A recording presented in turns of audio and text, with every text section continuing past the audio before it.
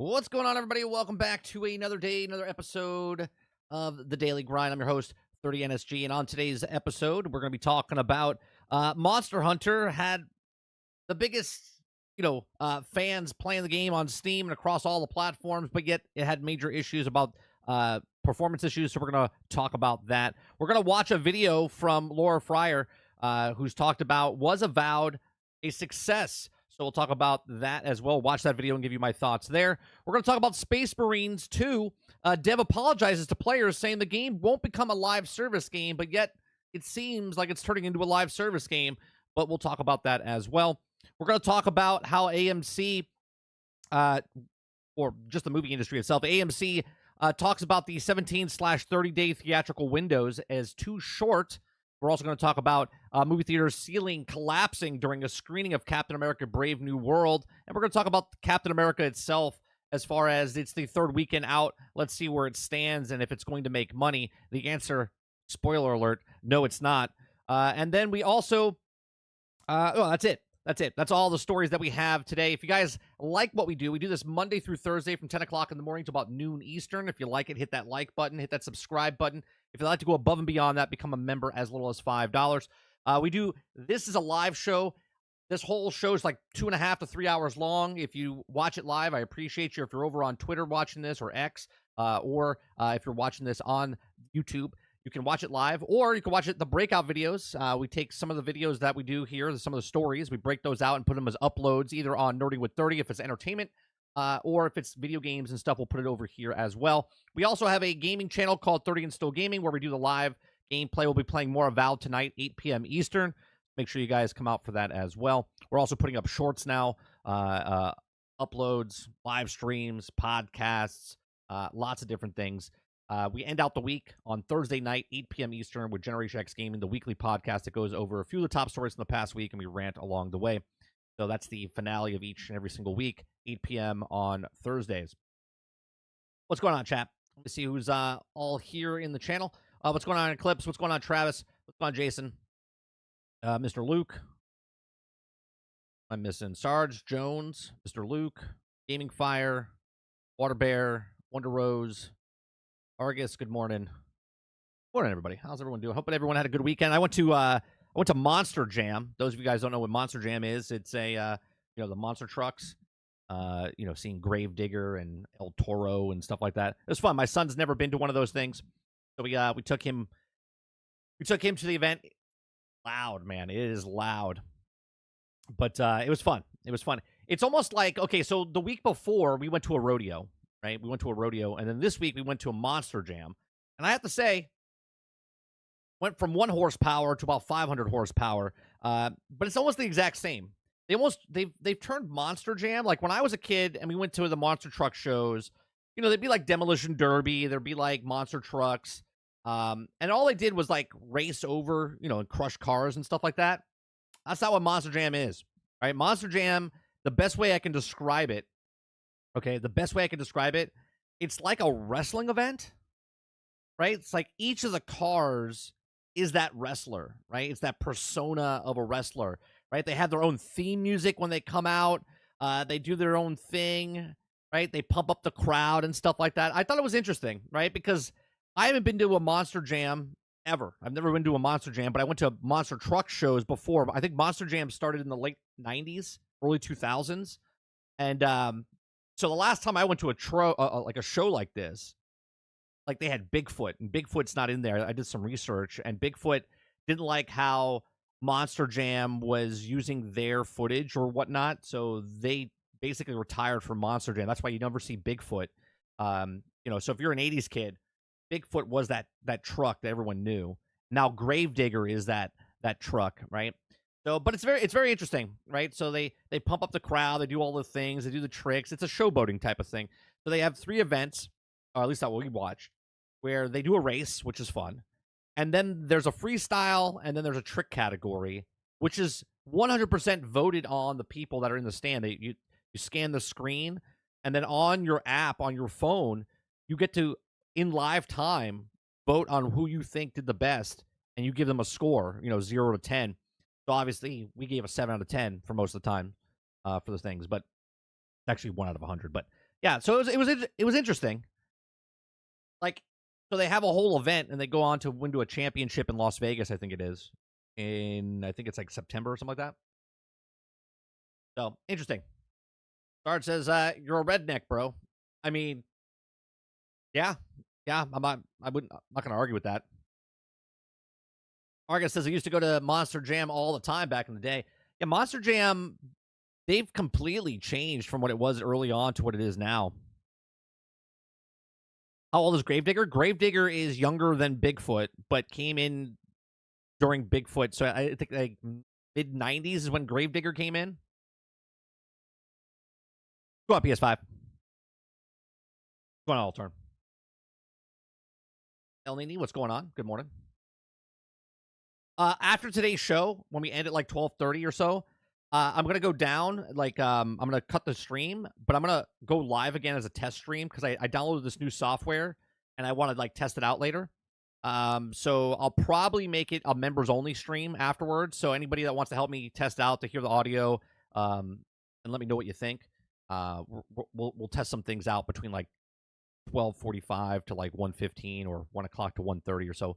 So the stream will end, and then there'll be another stream, but it'll be a test stream, and then I'll take it down afterwards, so it won't be up there to watch later. We're just testing out new software, audio functionality, and stuff like that. So there's this new program called Mel that's been around for a couple months, and now I downloaded it. It works for this part of the show, but it doesn't work for capturing footage for some reason because it's still in beta. But I want to test it out. Got some cool features and whatnot. And I want to see because I can make it live by look like what channels I want to go live to right away. I can also incorporate different types of effects and whatnot. So we'll see what happens there. All right, let's get started. Where do we want to start here? I think we're going to start with the Monster Hunter. The Monster Hunter stuff is most pertinent stuff here. You guys like what I do? We do this Monday through Thursday from 10 o'clock in the morning till noon Eastern. We just cover news stories, have conversations, give you my thoughts and opinions, and I get you guys' thoughts and opinions in the live chat as well. So I appreciate you very much. So right now, Monster Hunter. Actually, no. Let me bring it up real fast. Right. Again, my takes here are not about shitting on anything. It's all about just conversation. Monster Hunter Wild's stream charts right now. We have. This weekend, it went to 1.3 million. Okay, 1.3 million. Right now, there's 1.1 million people playing the game right now. So that's on Steam. And remember, Steam right now is the one where it's at 52%, 93,000 reviews, 52%. Lots of people are not very happy with it. It's a mixed bag of stuff. A lot of people are complaining because of the optimization of it.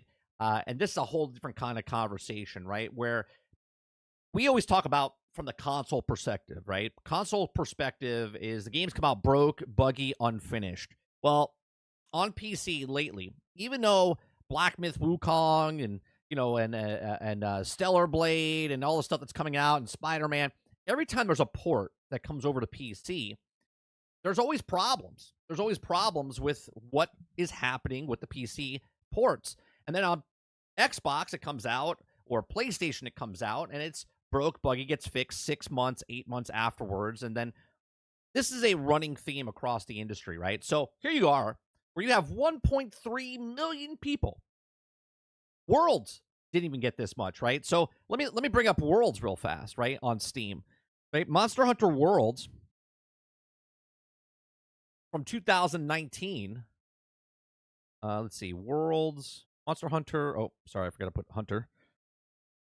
Monster Hunter World Steam charts didn't even get this much when it came out.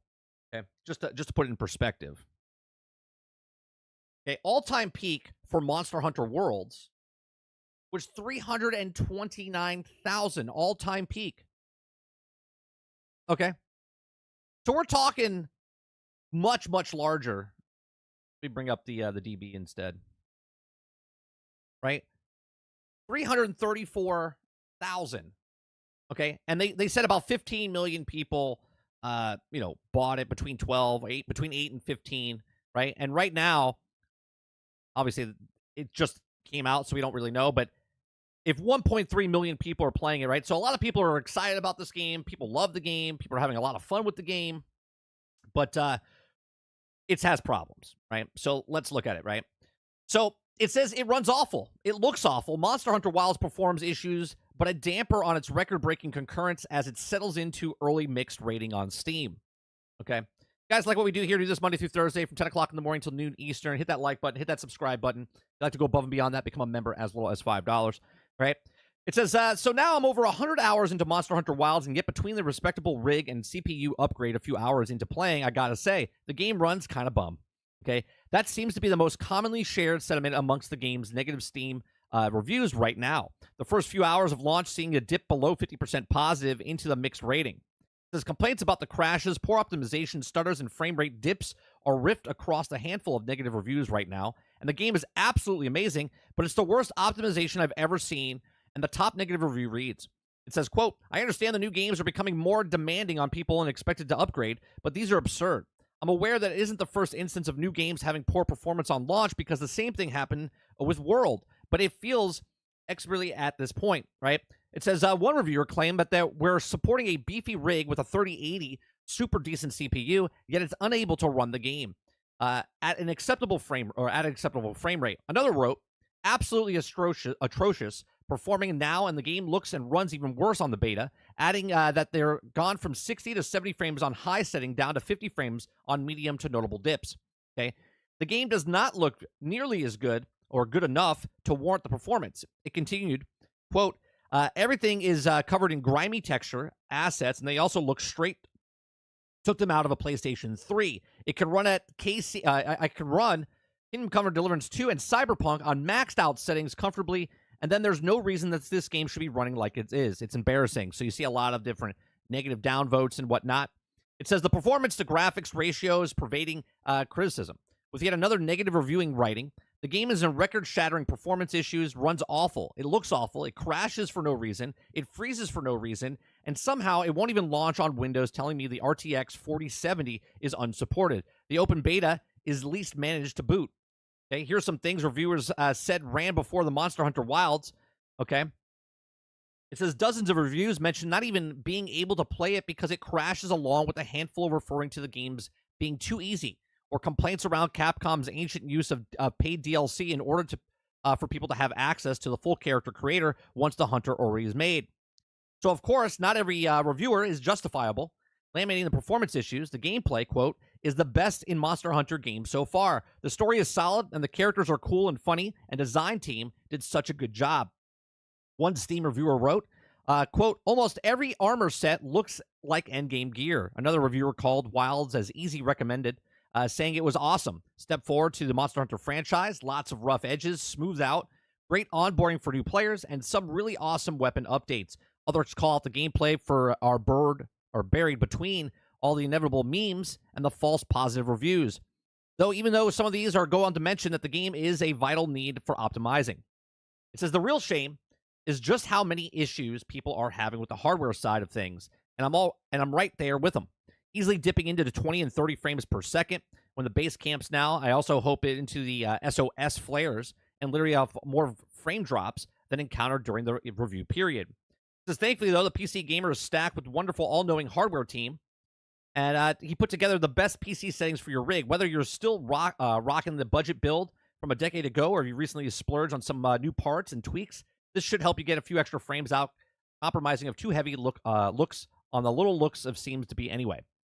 So it says, in addition to all this, it found diving into a single-player lobby has alleviated a lot of stress on my rig, which is a shame that I also have to do this. You may as well be worthy alternative for those time being.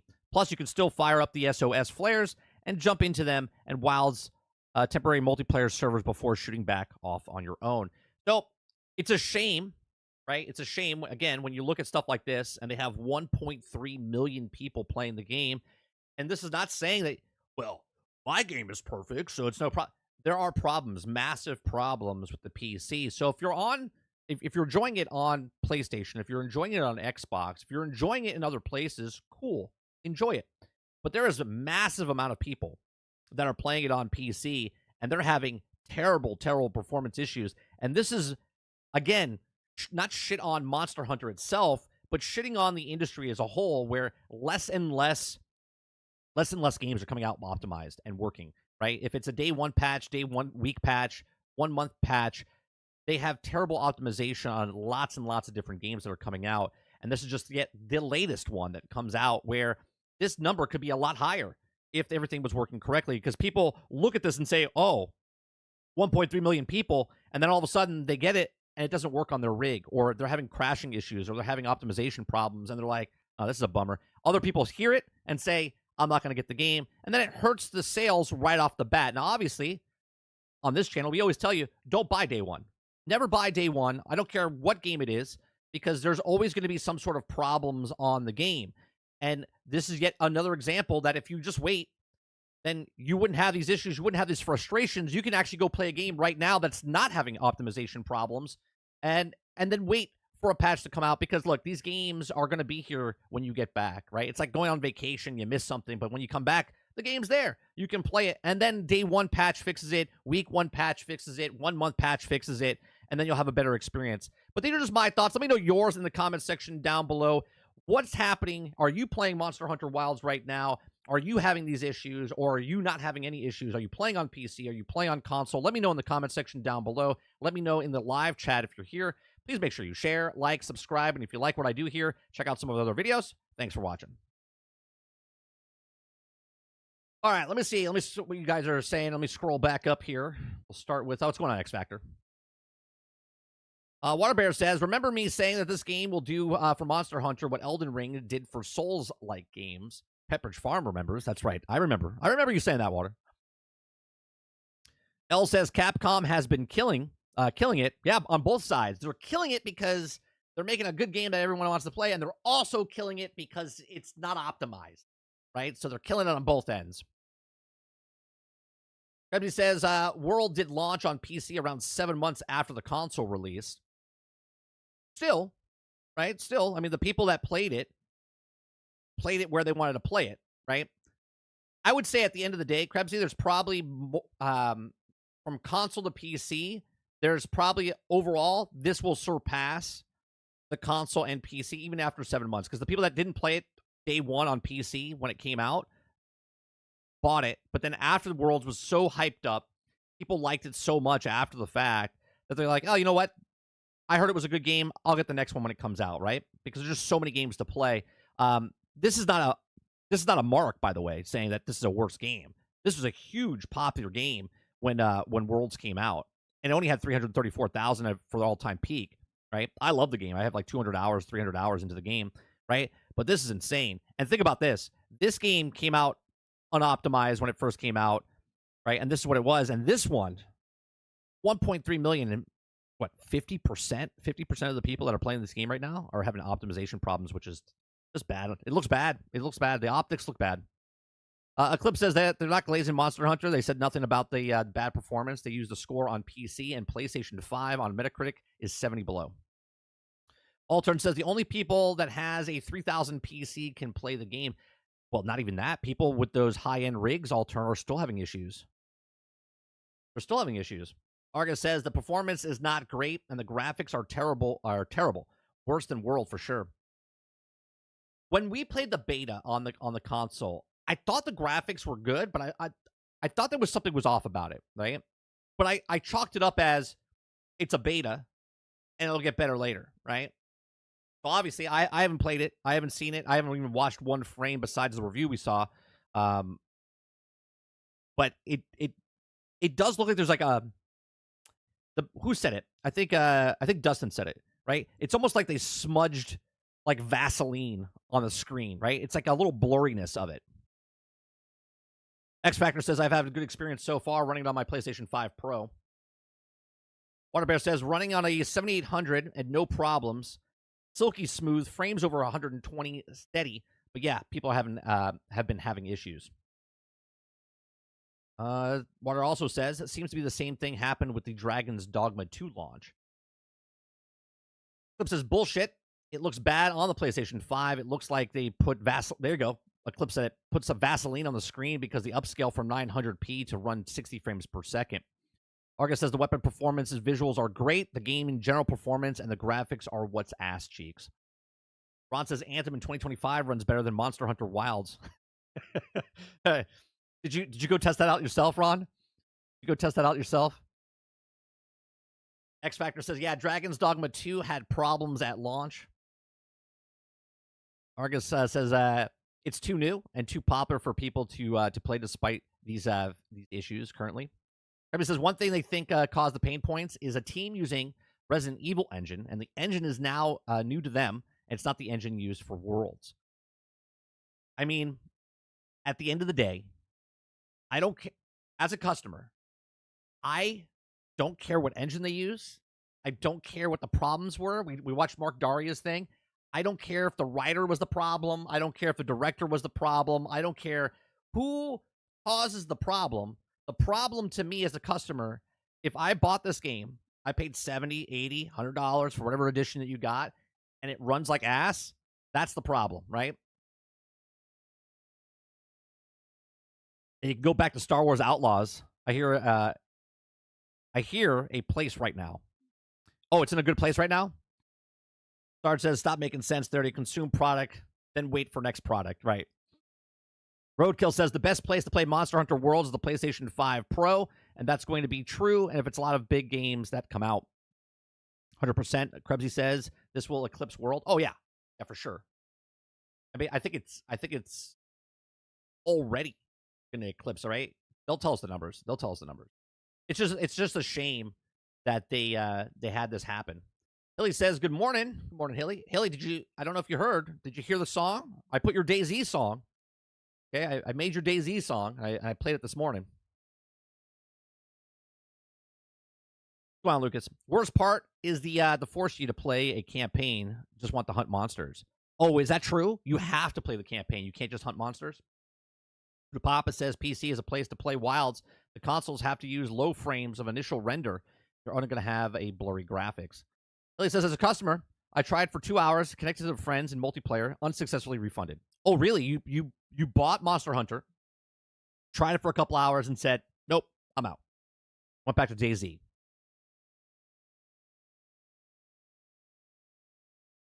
Play it? I just got here? All right, we'll play it a little bit later.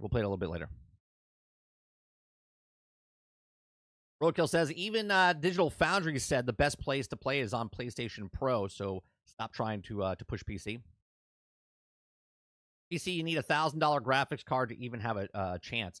Well, the problem is, even with a $1,000 graphics card, these people are still having issues with this.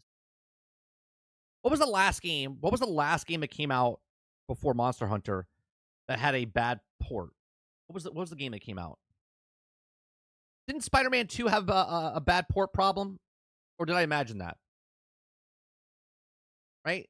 Wasn't there something else that just came out? Obviously, Spider-Man 2 came out years ago, but it came out on PC and the port was bad, was it not?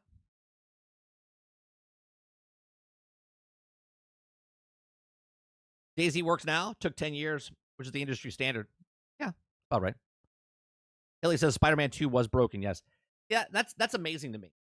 Right? That's amazing to me that more games, especially blockbuster games, that come out, and you hear more problems. And I don't know if you hear more problems about AAA games because it's AAA games, or there's more problems with AAA games because they're AAA games, if that makes sense, right? Like, do we hear more about it because of AAA games, or are there more problems with AAA games? More moving parts, more things to break. I mean, make a game, sell a game. Make a game, optimize a game. Argus says the game will get more optimized and then it won't make enough difference where you play the game. Sure, but the conversation right now that I'm having, Argus, is why release the game if it has poor optimization problems?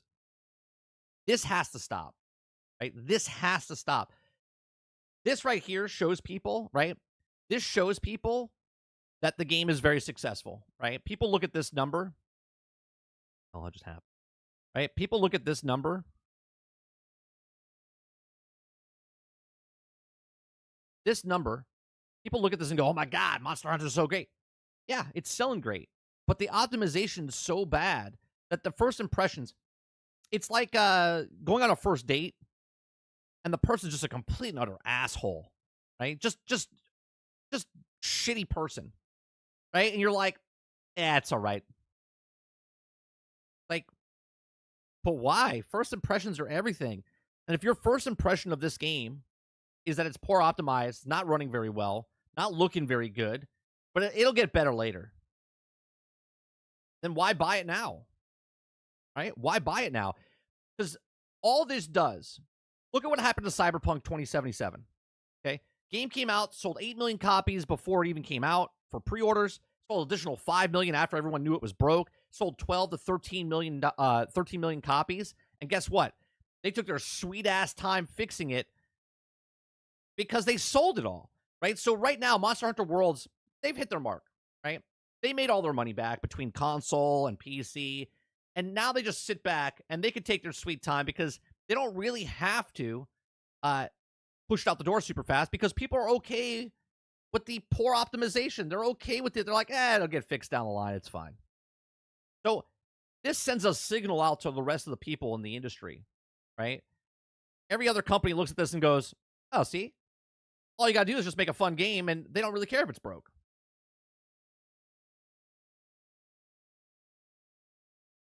Sarge says, every time, all the time, issues day one, and it doesn't matter. Fix it later. Water says, you know what game is optimized and was also a quadruple A game? Skull and Bones, baby. That's right. Still fixing it. Still fixing it. Roadkill says, everybody that I've talked to says that it's running native at Pointless because Upscaler looked better than native.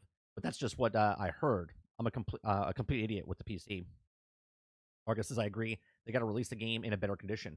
And right, that's my whole point, right? You have to they're not going to, these companies are not going to release a game where you make a game, sell a game, and it's in good optimization.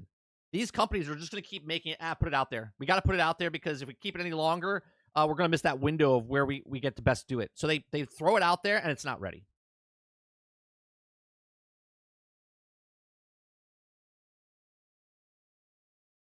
Jax82, good morning, Jax, says they did multiple betas and nobody found this as a problem. Because there is a, here, I'll do another dating analogy, okay? If you're a person that didn't date very much, right, and a girl or a boy showed interest in you, and let's say your standard is like an 8, 9, or 10, but a 5 showed interest, okay? You're going to take the 5 because, well, you just need it. You just need that at that moment, right? So everyone lowers their standards and making themselves have, they earn something better. They'll just take the lower tier thing just to fill in the gap while they're waiting for the other thing, right? And that's a problem. That's a problem, right? Everyone's standards need to raise up where if you're paying $70, $80, $100 for a game and you're okay with it being broke when it comes out or not optimized, that's on you, right? That's on you. You don't get to complain if you buy a game and it's bad optimization when you know every single time a game comes out now, it's going to have bad optimization, it's broke, buggy, unfinished, and then you sit there and go, man, I bought it for $100, $120. You do what Hilly does. Return that shit. Let them know, I'm not paying for this, I'm not playing this until you fix it. No longer are we buying these games day one when they're broke. Kraken says, unfortunately, people will buy it anyway. That's right. Unfortunately, people will sleep whoever they want to sleep with because they just want it.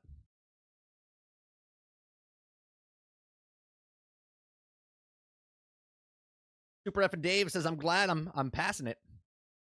I mean, I think you don't have to pass on it. Just let it cook. Let it cook. Let them make a game and finish the game. Pre-ordering a digital game equals mental disorder. Please seek help, Sarge says. Come on, Super Dave. Monster Hunter Wilds has frame gen as part of the recommended specs on PC. That's all I need to say. Waterbed says, great game where almost 50% of the PC/console players are having issues due to optimization looks bad. But hey, it'll be fixed in 18 to 24 months. Prediction? Luckily, I haven't had any issues. Right. Are you planning on discussing Expedition 33? I saw a videos that someone posted in our Discord right before I went live. It was a Brain Eclipse. He posted in the general Expedition 33 preview. If we have time, it's by ACG. We could watch it. We could watch it near the end of the show. Akuda Papa says if PC is having optimization issues, consoles are going to be worse. Well, right now, Akuda Papa, not many people are complaining on console, which I would assume is a lot of people can't even tell. Right? I'm just going to assume that a lot of people can't even tell that they're having issues. Eclipse says it's funny in the game like Kingdom Come Deliverance comes out once perfect on everything and will probably not even get nominated for Game of the Year guaranteed. Right. Actually, I think Kingdom Come Deliverance might be up in the conversation. I think it might be. But I understand what you're saying, regardless, Eclipse. It says I couldn't even play the game with a friend. That's not something I expect to say in 2025. That's before I even bothered worrying about the performance. Oh, was it an issue where you couldn't connect online, Hilly? That's a game breaker for me as well. If I couldn't do that, we played it.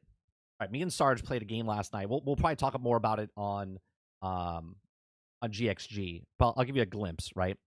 So we played 40K Rogue Trader, right? Which is like an RTS, type of game. And let me tell you, what a shitty experience that game is trying to play co-op. It is like jumping through hoops, man. It was so difficult to try to get into the thing. I created a character and did all the thing, and then I went to go join Sarge, and I couldn't bring my character in. Then I had to make another character, and then I got locked out of the room. There was so many issues happening with it. We'll talk about it more on Thursday, but like, how hard is it to make a co-op game work in co-op? Why do I have to read a 15-page instruction manual to try to play with friends online in 2025?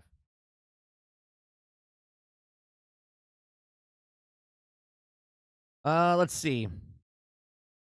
Makes sense. People can't tell if they're having issues. I mean, if that was the world, more retarded than I thought.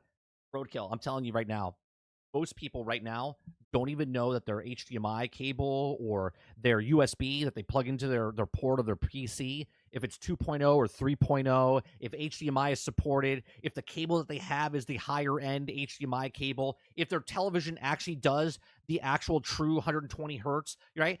People don't know these things. They're told that this TV does this. They're told that this TV's 4K. They're told that this does, but they don't know. Majority of the people, and it's not to say that people are idiots. They're just told what it is, and they're like, yeah, I was told that this is 1080p. I was told this is 2K. I was told this is 4K. Looks great. Looks good. But then when someone actually knows, they look at it and go, yeah, it's not true. This is not true 4K. Yeah, the HDMI cable that came with your system is not the correct one. You should upgrade that, right? Lots of people don't understand that type of stuff.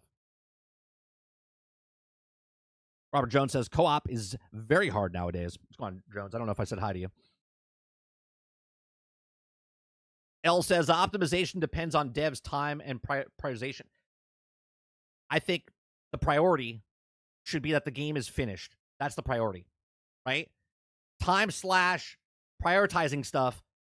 The game should be make a game, sell a game. Once the game is made, then you can sell that game. If it's not made, then it's not should be sold.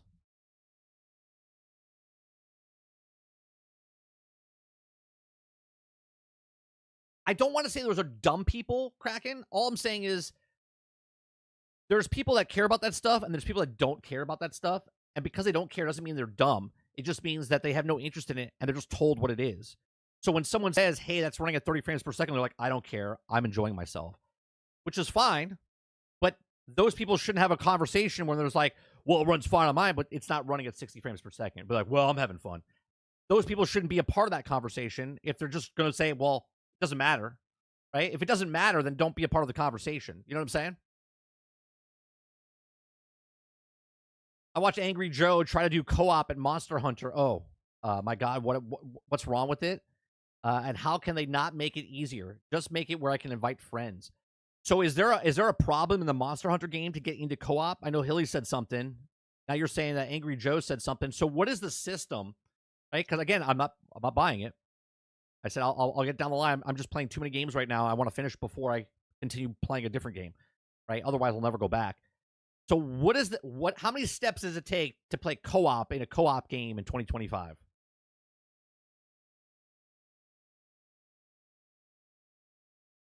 Roadkill says, yeah, probably 100%. Right? I don't really converse with much of the outside world. I'm telling you, a lot of people don't even know. Like, if I go to my my brother-in-law's house, or my father-in-law, or if I go to my friend's house and I just talk to them about stuff that we talk about here, they don't they don't talk about technology like we do. They don't talk about video games like we do. They just, oh yeah, I had fun. I played that game. Oh, I heard about that. Yeah. Oh, my TV does 4K. Oh, does it? Right? They have like coaxial cable in the back of it. It's like, and you touch something, they're like, wow, that looks much clearer. And all you do is like push the HDR button, and they're like, oh my god, better. It's like, yeah, no, calm down. I'm not done yet. And I hate it when I go to someone's house and I look at their video and they're playing video games. I look at it and I go, can I see your controller for a second? Can I see the television controller for a second, please? I was like, yeah, you're not even getting the full thing. You need to replace this. And they're like, oh, that's all right. I don't care. Have fun. Really? Oh. Crazy.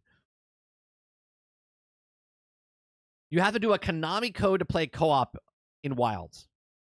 Why? Why? Hilly says, I can't even explain the process, and I tried for 2 hours in Monster Hunter Worlds.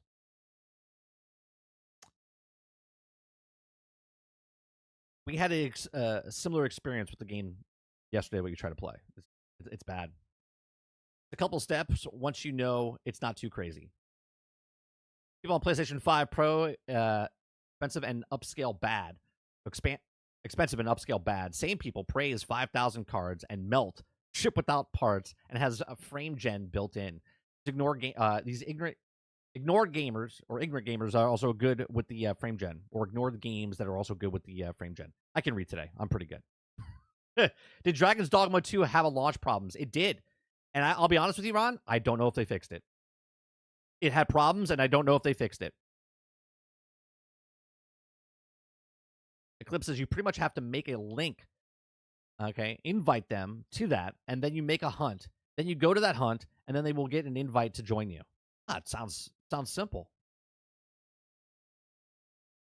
The problem with the story was not designed to be played co-op. You have to do it your story alone, and then join your friend for the hunt. I'm getting aggravated just listening to you guys talk about it. Come on, Ghost Fixer. I haven't used HDR10 in ages since my TV supports 4K UHD Dolby Vision. That whole sentence right there, Ghost Fixer, that whole 4K, right? The whole 4K UHD Dolby Vision. 90% of the people don't even know what the fuck that is. Like, I turn it on, it looks good. It said 4K on the box. They told me.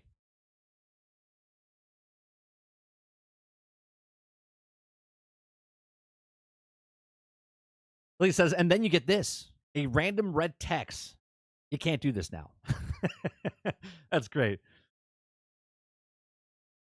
El Dente says, you just said words that I understood individually. Here's how you invite. Enter the menu, enter another menu, then enter another menu, then the menu to the menu, and now it says you have no friends. Sounds like a simple task. So yesterday, when we played Rogue Trader, again, I'm gonna go to it's just menu after menu after menu after menu after menu. Sarge, I wish I was recording. Sarge's like, why can't we just play a fucking game? Why do we have to go through this? It was classic Sarge, but he's not wrong. It was so dumb on how long it took us to get to play together. We started at 10. We didn't start playing together until like 10:45.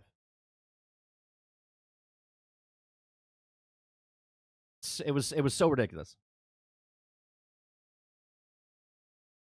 All right, let's go from Monster Hunter to Space Marine. You see, Space Marine 2 is the next story we're going with.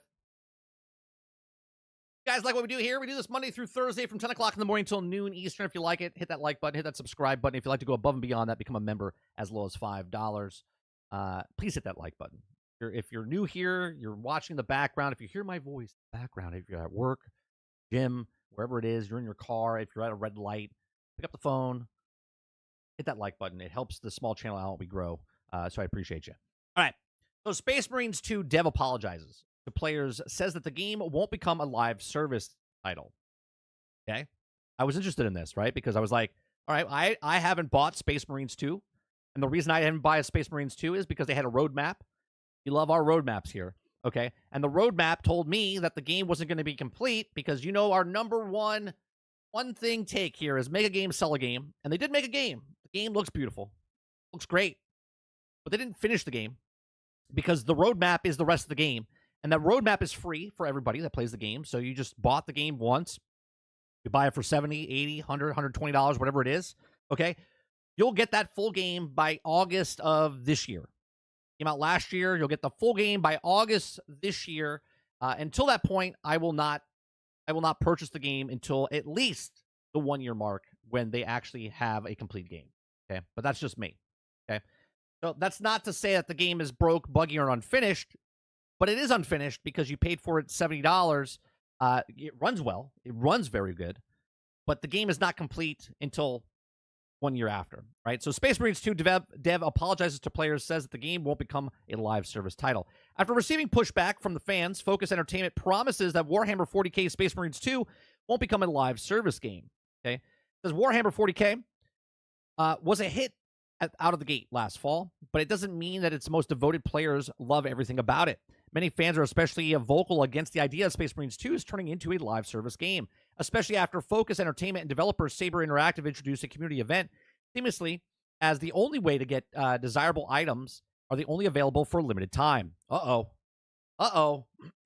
Imagine a single-player co-op game that you buy the game, but now there's an event going on. It sounds like a live service element inside the game.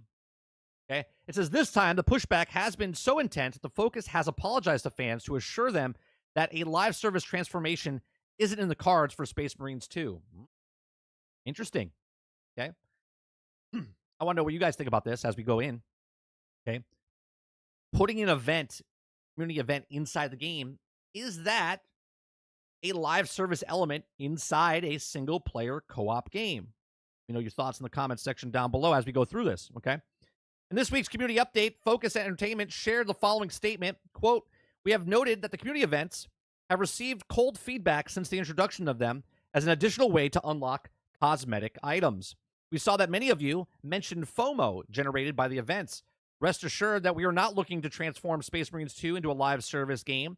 The items available through the event will be available later for everyone. We want community events to be a way to unlock items in advance and the most dedicated players, and not to be a source of frustration and stress for everyone." Now, I have a question, chat. I have a question. I'm not playing the game myself, so I put this out to you. Are there cosmetics in the game that you have to buy with real money? Okay. Are there items in the game that you have to buy with real money in a storefront type of thing? Or are all of this available for free through the events? Okay. Now, if the events are free, then why make them timed, right? If you just add an event, then make the event be in there and don't put a timer on there to say, hey, it goes away in 3 weeks or 2 months, whatever it is, right? Let me know in chat as they have both. El Dente says both. So what they're talking about here, can you purchase the armor that's in this event? Or is it only earned by doing the game itself? Okay, let me continue reading here. It says, quote, "However, that means we must provide a smooth experience to unlocking said items, which also was not been the case so far," added Focus. Continues by saying, "We deeply apologize for the trouble, and we're currently working on simplify the process to unlock the items to make the experience less draining." Okay. So it says, as a way to make it up to the fans, the emblem, less the MK8 helmet, is now available for free to all players who link their pro account to Space Marines 2. Okay. Now, obviously, it's not free. They want your information. So you got to link your pro's account. Okay. The helmet was only going to be given to players who had a victories in each of the 6 classes in operation mode before the Emperor community event came to an end. So it seems like they want you to put the time into the game, but that wasn't good enough because there's like a timer on the event that happened instead of just making it where you have to get 6 classes in operations, right? Victories with each of the classes in the operations mode. I don't know why they're putting a timer on there. Okay, I would assume that's engagement, and they want people, instead of going to play Monster Hunter or going to play Minecraft or Fortnite, they want you in that game. Which I would argue that is a live service element that they're trying to do. Okay, it says earlier this year, Focus Entertainment shared the roadmap for Space Marines 2 substantial update throughout 2025. Outside of the game, Amazon Prime's video Warhammer 40K live action series may finally be going forward with Henry Cavill leading the role. Okay, so that's the story. Okay, now I am a little. My pushback here is them saying that's not a live service game, but having live service type of material inside the game kind of goes against what you're saying, right? El Nini says it's also included in the season pass, except for the one skin they just released. I think it's $3.99. Okay, so it's interesting to say though that it's not a live service. They didn't mean to be a live service, but it seems like they're turning it in to a hybrid, right? Where it's not straight up like a live service, but at the same time, it's not a straight up single player co-op campaign, right? It seems like they're making it bits and pieces like a Destiny Eververse type of thing or event based type of thing. Eclipse says it's not a point that they could figure out. That Travis is also the point that they had to do it. It should have just been able to click on his friend's name, invite them to the party. Oh, is this for you guys are talking about the Monster Hunter? Ghost Fixer says Space Marines 2 was so good, finished it within the first month. Yeah, if you played it as a single player game, Ghost Fixer, that's great, but you still haven't completed the game. You know why? Because the rest of the game's not in the game yet. So you finish partial of the game in the game. Papa says, Robert Jones, the problem is that the game is running upscaler. Oh, you guys are talking about that. Travis, okay, talk about that. Akuta Papa, Butter Bear says, Ghost Fixer, I beat it in one sitting. Love the gameplay. Kraken says, they're gaslighting Space Marines 2 players. It's literally, couldn't be easier. So, the Space Marines 2 problem, right? Obviously, they're testing out the waters, right? They're putting like the player is the submarine in this analogy. Right? I'm gonna give you a deep sea analogy here, right? The player is the submarine, right? And they're trying to find the players right now. So what Saber Interactive is doing and what Warhammer is doing is they're dropping depth charges down to see what hits, right? The players just sitting there going, I like Space Marines 2, but like, who's gonna pay for this type of stuff? Let's see who put out some depth charges out there. And when it goes off, they're like, oh, we got one. And then those people buy the skin, right? Instead of just make a game, sell a game. Again, I have no problem with Space Marines 2. It came out. It seems like a fun game, but the game itself doesn't seem like it's complete. Now, there's a live service element to it. Even though they say it's not becoming a live service, I beg to differ. It seems like what they're trying to do inside this game is to make it a live service game-esque. Light, whatever you want to call it. It's all this one blurred line in between what's a live service game or what's not a live service game, right? Because people would have conversations with me in the past of, is DLC considered live service? And I think if you're paying for the DLC down the road, okay? So live service every month means they're doing some sort of update, an event, putting stuff in the store, new things to gather or collect. Right? Down the road, like Borderlands, I guess you consider it maybe as a live service game, but the game came out. The game is done. You can play that game. And then if you wanted to play more of that game, you would buy the DLC. And you could skip that DLC and go to the next DLC and so on and so forth. With this, you can play if you want, but it's adding new content to the game and having FOMO. In a non-live service game, having FOMO, like Outriders was not a live service game. And people wish it was a live service game because they liked Outriders. But it wasn't a live service game. Gotham Knights, people wanted it to be a live service game, and WB wanted it to be a live service game, but they turned it they churned it. They changed it into a single player game, and you could tell there was live service elements in the game that they took out. Okay, this seems like they said, hey, let's promote it as a single player co-op game, and yet they have these events coming in, which makes it a live service element. But these are my thoughts. Let me know yours in the comment section down below. What do you think? Are you a Space Marine 2 fan? Are you okay with them doing these events that have a timer on it? I mean, obviously, they had timers and they took it out. They said that they're giving it to everyone now. But there was a mistake there, and they are listening to the fans. So let me know yours. Comment in the comment section down below. Let me know in the live chat, what do you think of Space Marines 2? Have you played it, or are you like Ghost Fixer in chat, who said he played it and beat it in the first month and then put it down? Same with Water Bear and haven't gone back. Please make sure you share, like, subscribe, and if you like what I do here, check out some of the other videos. Thanks for watching.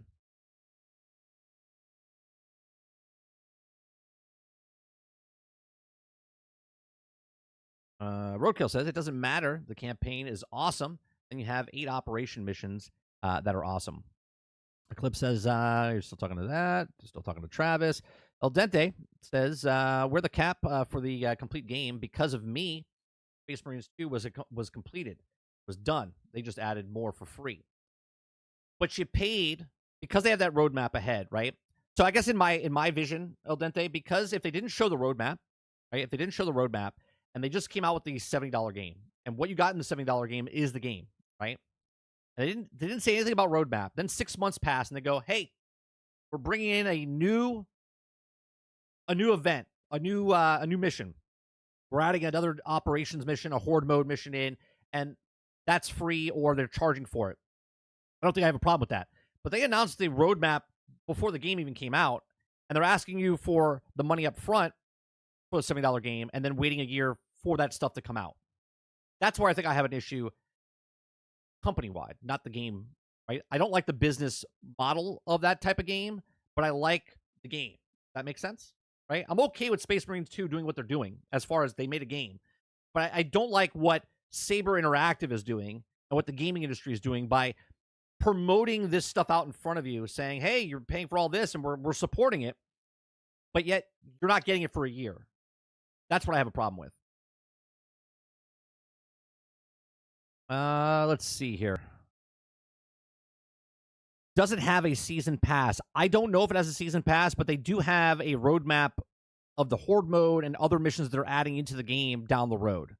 But I don't know if it's a season pass. I think it's just a roadmap of what's coming in for free. Ghost Fixer says, I played Space Marines 2 more if they added some expansions for it down the line. It was also a huge multiplayer person. Well, not a huge multiplayer person. El Dante says, I understand what you're saying. I'm viewing it per game, not company. Now I get what you mean. Right. That's why I'm trying to clarify. Right? Like, I'm okay what the game is. Right? The game seems like it's a phenomenal game, but I don't like the business plan of what they're doing to get that game out and what they're adding into down the road. Right? If it was a free-to-play game and they're doing what they're doing and they're charging for cosmetics and they have these events, I have no problem with that. But I have a problem with the $70 version of the game and not getting the full version of the game because they're like, hey, we're not ready to put the whole game out yet, so we're going to put out what we have, and then we'll work on the rest of the game for the next year. There was a season pass for cosmetics. There you go. So wherever you fall in that landscape of what the game is, right? So there is a season pass for cosmetics in a $70 game.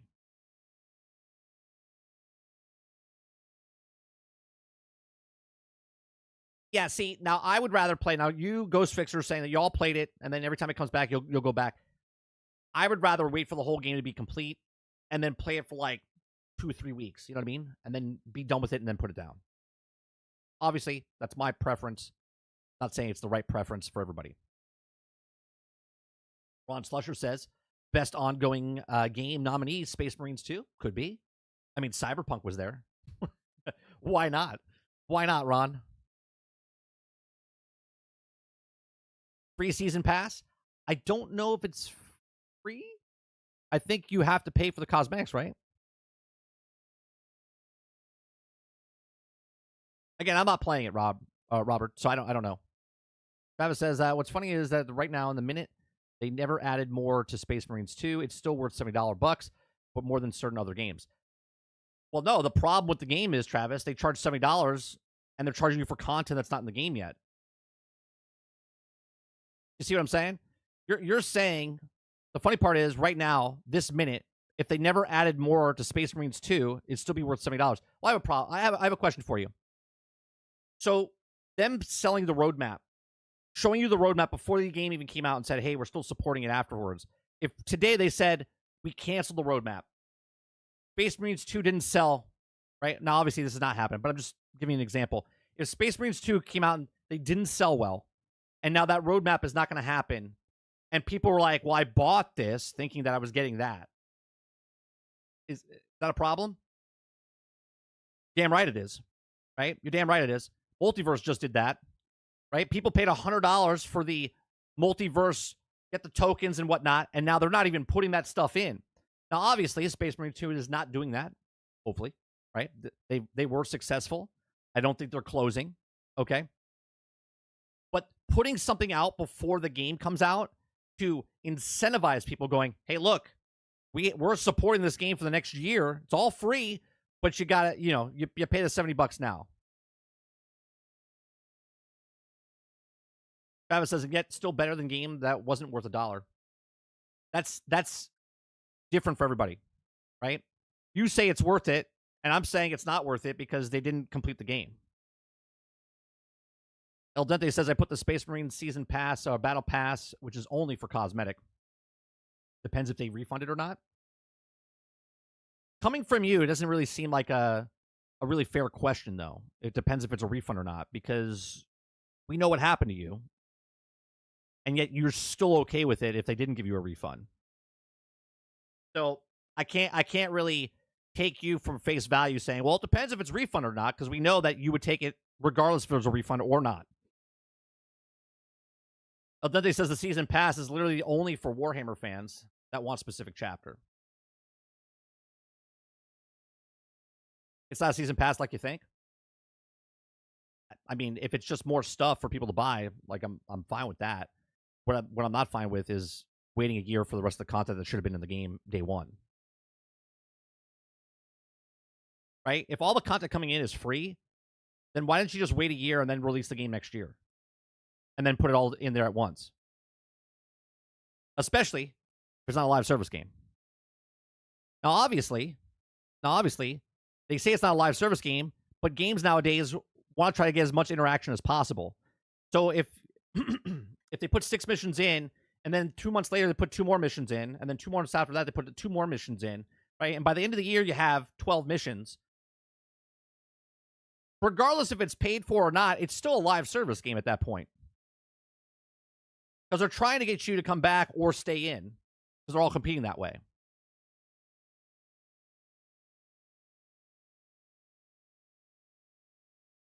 Ron Slusher says, it's like going to Sizzler and ordering a steak, but stuck with the salad bar while you wait. I actually like that. I like the food analogy, Ron. Yeah. Sarge says they just want it all of the money up front, bro, and all the tactics are for money up front. Season pass, live service, pre-ordering, it's all the same money up front for the promise later. Right. And this is why I put my money where my mouth is. Space Marine 2 looks like a great game. It's not complete, so we'll wait for when it's complete.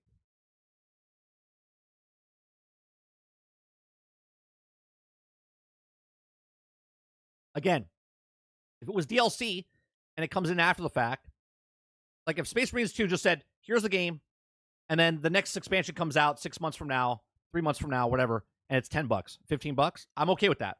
Because that means they didn't technically hold it back to sell it later, which they could have. But what I'm saying is the game is complete. They said, all right, this is the game that you get at launch. Then if you want more games after that to add to the game, you add the $10, $15 expansions like a Borderlands did. Okay? It's different to me when they announce the pre-order ahead of time, tell you that the year in advance that here's the stuff that we're going to add to the game, and then ask for that $70 up front. I had a problem when Destiny did it all the way back in 2014. I have a problem with it in 2025. Destiny did the exact same thing. Destiny already promoted the DLC for the Dark Below and the House of Wolves before the game even came out.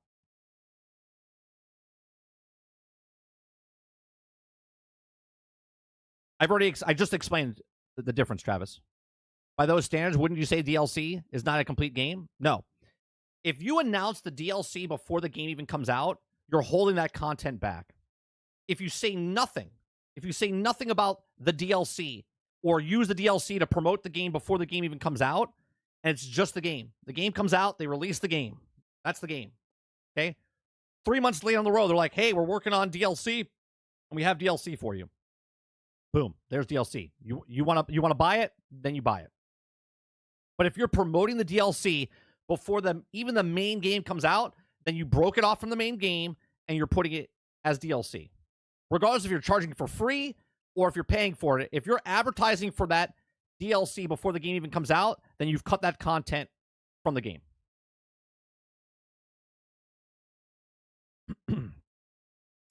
What if they say they are features complete, but before it releases, they let you know they're working on more? If they, I guess I just covered that, right? If they're promoting the DLC or the free battle pass or the roadmap before they come out with the game, to me, al dente, they're cutting that game or cutting that content from the game, from the main game. Otherwise, they wouldn't speak of it until after the game sells well or doesn't sell well. Travis says, oh, okay. So having DLC, that was the plan, but you don't say it. Most DLC is planned before the game comes out. Whether they say it or not, just don't promote it is what I'm hearing. Correct. So if Borderlands didn't promote the DLC before Borderlands came out, you see what I'm saying? They just promoted the game.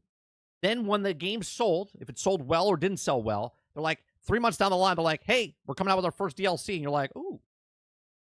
Okay, right? And now they're promoting the DLC. They're not promoting that DLC as the keys jangling or ahead of time going, hey, not only are we giving you this game, okay, and again, this is not a Space Marines thing. This is an industry-wide thing, okay? Instead of promoting the game and the roadmap before the game comes out, they're just promoting the game. Make a game, sell a game. That game is closed, done.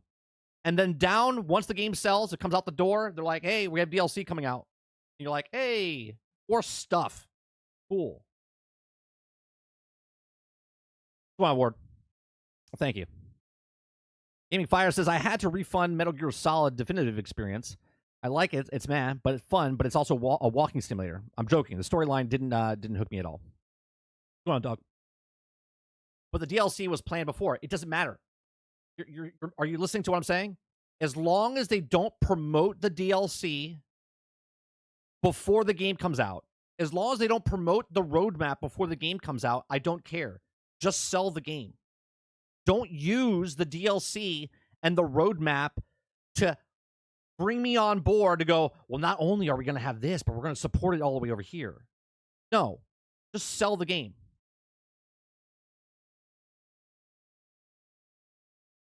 Because the DLC is done. If the DLC was cut from the main game, as long as they don't promote it before, just promote the game. Roadkill says, I just wanted to say 2 days ago, I started eating my pizza upside down. Cheese on tongue, no burnt mouth. Your son is a genius. I'll let him know. Yeah, your tongue, okay, doesn't burn like the top of your mouth, right? It's genius.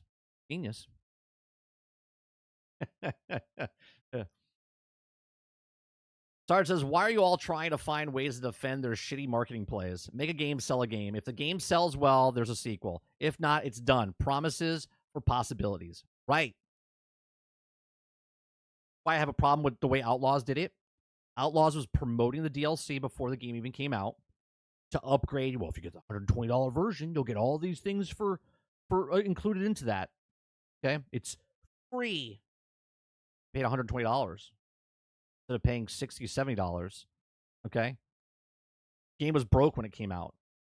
Took 4 months to get to the point where it should have been at launch.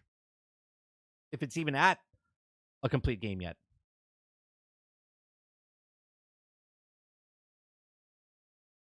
Wouldn't the toppings fall off? I mean, it all depends.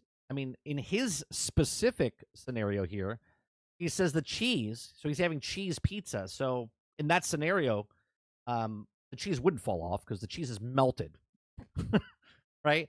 But if you're putting like all the other shit on top of there, then yeah, I think you would have to fold it, turn it sideways, and then eat it, where you don't burn your mouth then. But we have a completely different channel for that, dog. We have the 30 and Still Eating Pizza channel that you can go to, where we break down each pizza and how to eat a pizza. I don't have that. That's actually not a thing. That's actually not a thing. Krebsy says, correct if wrong.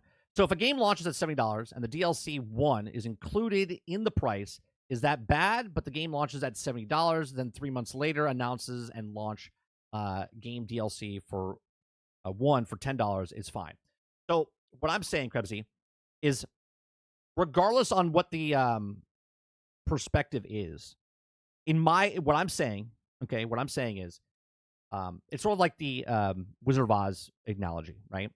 We all think it's the great, powerful Wizard of Oz, but if I peek behind the curtain, I know it's a guy behind the curtain, right? It's not a wizard, okay? So if the game is released, okay, if the game comes out, not in early access, not in beta, not in whatever, the game is launched, they have DLC planned. They don't say a fucking word about it. Okay, it's done. It's cut from the game. But I don't know it's cut from the game because they're just promoting that game. That game comes out. It's $70. They don't promote any DLC for it. It's just the game. Okay? Even Starfield did this. They promoted Shattered Space before the game even came out. Right? They use that as a ploy to go, well, if you get the game, you're going to have the DLC down the... Right? I don't want to hear any DLC. I don't want to hear any plans for roadmap. I don't want to hear anything. Make a game, sell a game. That's my stance. Make a game, sell a game. If the game sells, regardless if it sells well or not, we don't know. They come out with DLC 3 months down the road, and they're like, hey, next week, sort of like what other games have done in the past, like God of War all of a sudden had a roguelike mode, right? Just down the road. They're like, hey, we're adding this to the game. You're like, oh, shit, that's cool, right? And that was free, right? Borderlands sold the game, and then 3 months later, they're like, hey, we have our first DLC. If they tell you about the roadmap or DLC before the game comes out, you would assume, you peek behind the curtain, that they cut the content from the main game to sell you it later. But if they don't say anything about it, and then they sell the game, and you like the game, and then they tell you about DLC, regardless if they cut the game or not, they're not promoting that stuff until after the game comes out, and if it sells well or doesn't sell well. That's what I'm saying. What 30 is saying is simple. Why is it so hard to grasp? Don't promote the DLC up front. This is why they plain and simple. Thank you, Water. Right? Just make a game, sell a game. Then promote the stuff afterwards. Don't use the promotion material of the game. The game itself should sell the game. You shouldn't be using the DLC or the roadmap down the road to promote the game. The game itself should promote the game.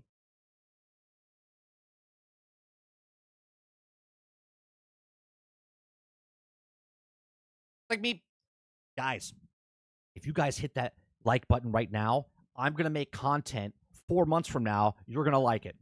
You should hit that like button right now. You should become a member of my channel because 5 months from now, I have this great content that I'm going to make. But you need to hit it now, right? That's the difference, right? I make the content, show the content. I'm not trying to tell you to come aboard my channel because of 5 months from now, okay? I have cool stuff coming down the road. Same exact thing.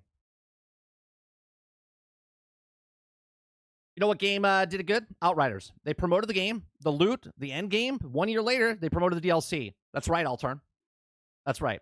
Dog says, I feel they wanted to say the one story that they also had told in the game, only just one, and then many of them have been coming up as a Warhammer fans. Love that shit.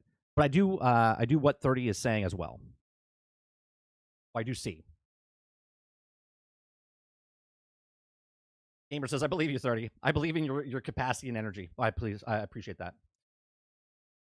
I've been waiting for that 30 joke. Yeah. I hit that a lot. Do you also have any stuff coming? That's right. You got to hit it now. Otherwise, I won't have that stuff. But I have cool stuff in 5 months from now. Papa says 30. The only one game I allowed to do that because of how deep it is X4 Foundation. Even if they added DLC right away, I'm buying it for the next 5,000 hours. I get that there's games that if you're a fan of the IP, and that's how they're selling you anyway, right? But if it's a brand new game, right? The Warhammer, in this specific instance, Warhammer's a huge franchise, right? So people are, as El Dente said before, the cosmetic thing is meant for more fans. If you're a fan of the game, it's just more stuff for you. You shouldn't have to sell like a movie selling the sequel before the movie comes out. We have a sequel coming out, which they do in articles. They're like, hey, Avatar does it. Well, Avatar 1, we have 2 more planned, 5 more planned. You're like, oh, well, it's got to be good, right? TV shows do this. Season 2, right? Season 2 signed up before Season 1's even out, and you're like, the fuck? You haven't even seen one frame of Season 1. You're telling me Season 2 is in the works? That's to tell you, well, the game is good, or the show is good. World says, I get more excited for DLC when it's announced afterwards. Like Lies of P was a fantastic game, and because it did so well, they announced to start work on the DLC immediately. Same with Elden Ring. Right, but you see what I'm saying? Elden Ring didn't announce the DLC before the game came out. Right? Lies of P didn't announce the DLC before the game came out. They just made the game. You're more psyched for it because that's the way it should be. Because if they announce it after or before, or like right after, you're like, wait a minute, was that cut content? They're just meal piecing it together?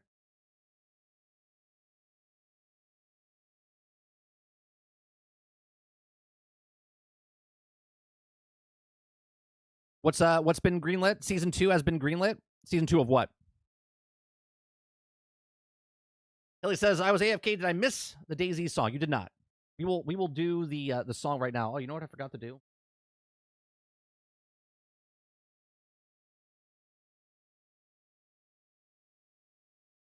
That was it.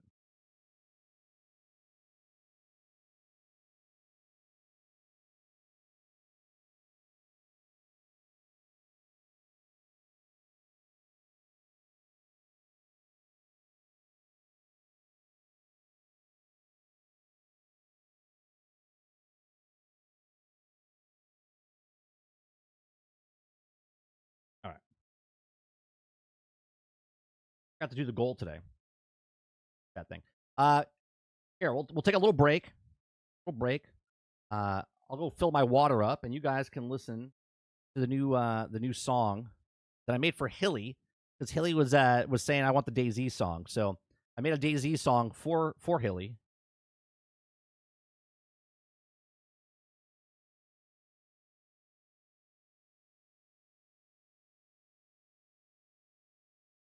And this is called I Got Loot in Bad Places. Okay?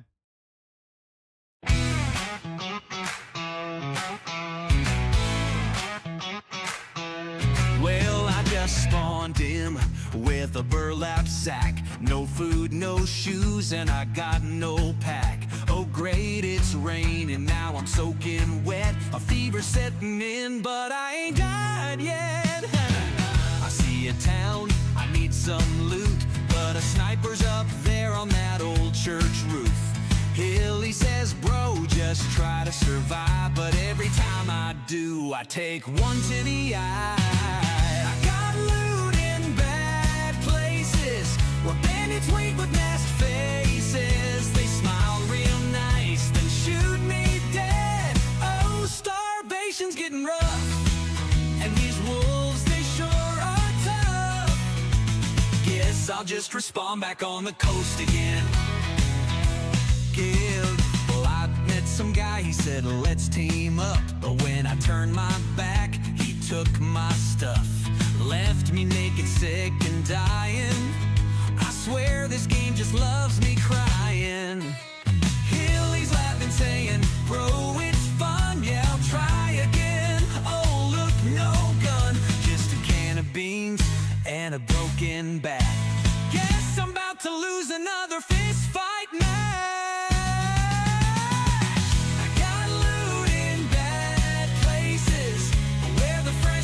My face in. I swear I just wanna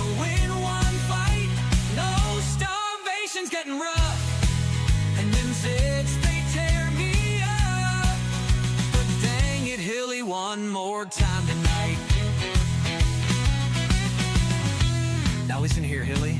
I done been sniped, stabbed, starved, and smacked. Had my loot stolen, my base raided, and my trust issues activated. Yet here I am, still playing. What is wrong with me?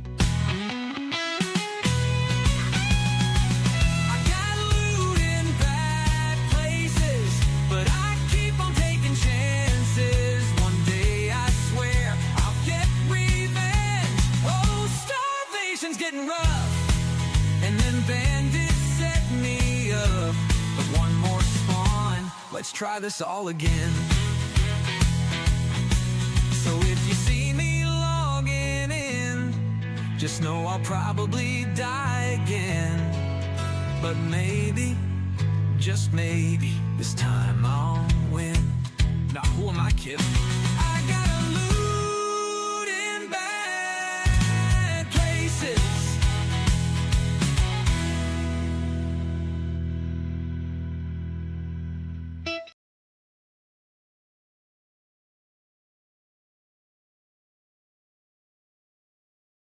There you go.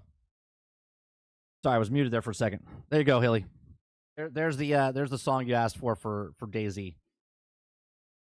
Now, I haven't played since the game came out, so I had to do some research for that.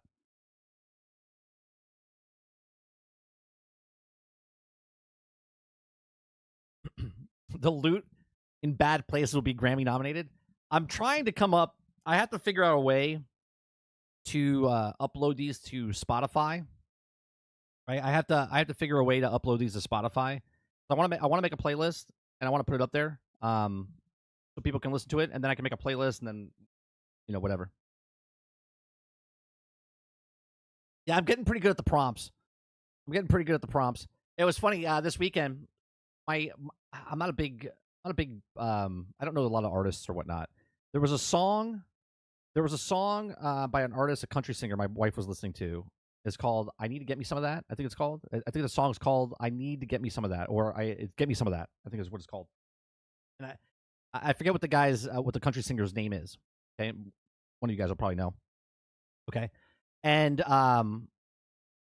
what's it called? I'll drop it to you, Hilly. I'll give it to you. I gotta edit the last tail part in. There's like 12 seconds that has extra stuff on it. I don't want it, so I gotta edit first before I send it out to you. But it was funny because I said to her, I said, I can make a song just by that name, and I'll do it, and it'll sound just as good. And she's like, no, it's not gonna sound that good. We went to a restaurant, and while we were standing in line, right, I was just typing. I was like, get me some of that, right? And I put it in, right, and I started writing, and then I took a little bit of the piece that I wrote and said, hey, can you put this in a song, referencing the song from the artist? And it said, do you want to make it sound like this song? And I said yes. So then I went back, put that in, made the song. I had to make about 3 or 4 of them just to make a good sounding one. We got in the car, and I played it, and my wife thought it was on the radio. She thought it was a radio song, and she's like, oh wow, this is really good. Right? And I was like, that's the song I just made. She's like, shut up. I was like, I'm telling you, AI is pretty fucking good, man. And this is the worst it's going to be, chat. This is the worst it's going to be.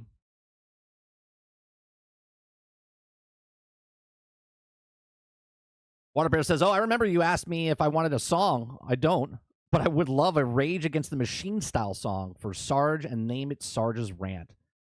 All right. I could figure that out. Sarge says, it took my music halftime slot, but it was worth it. $5. Thank you much, Sarge, for the $5 super chat. I'm keeping track of every person and what they're doing. I got a list. I got a list. Everybody, we're in March now, but everybody in February that gave me a super chat, I made a list. So, because we are using that towards our new PC. Travis says, I got an idea for a song. It's called, well, it ain't a sprint because marathon is already dead. I like that, Travis. Send that to me in a message in Discord. Maybe I can work with that. I can work with something like that. No, it wasn't Tim McGraw. I forget. You know what? I'll look it up real fast. Get me some of that is made by. Get me some of Thomas Wren. Did I say his name? Thomas Rent, Rhett. Called Get Me Some of That.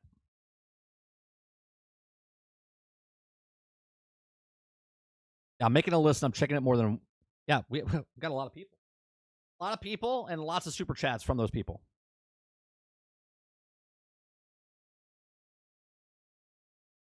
Sarge says, I would need to approve the song about me. That's not how that works. Not how that works, Sarge. Sorry. Travis says, Skynet's just around the corner. The Water Bear wants a Rage Against the Machine type of song about Sarge rants. It'll be interesting. I got one about Kathleen Kennedy we played earlier as well. About Retire Already. Called Retire Already.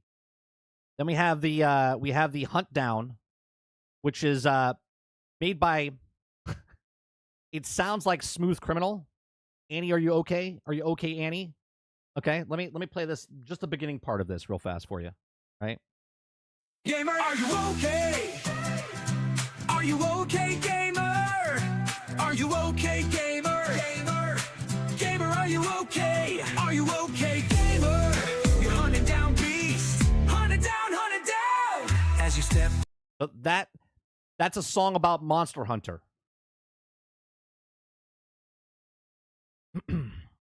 Hilly says, thank you for the DayZ song. You're welcome. Thanks for coming out and hanging out with us.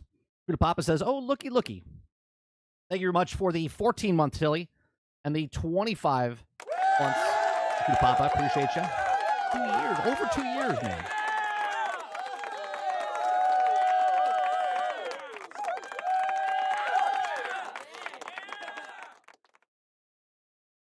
We call it Perfection Hunter in this household, Mike. Perfection comes that's a really far from perfection when the optimization on one platform is absolute ass. Just saying.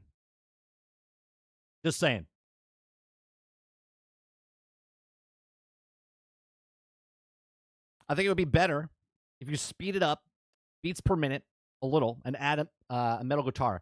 The problem is, Water, doing the prompts, right? Doing the prompts for the music. Like, so I can say, like, verse 1, right? Put in, more drums, guitar, whatever, riff or whatever.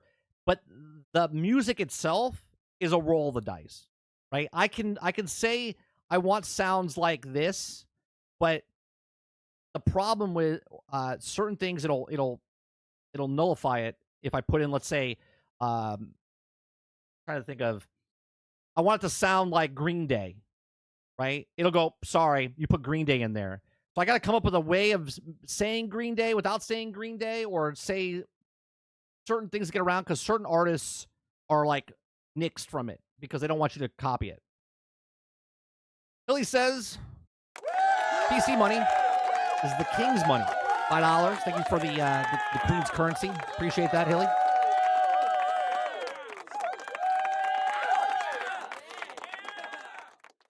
Brainchild says, I'm so glad Wilds is more like Worlds and not Rise. Haven't gotten deep into it yet, but it's a beautiful game. What's going on, Child? How you been, man?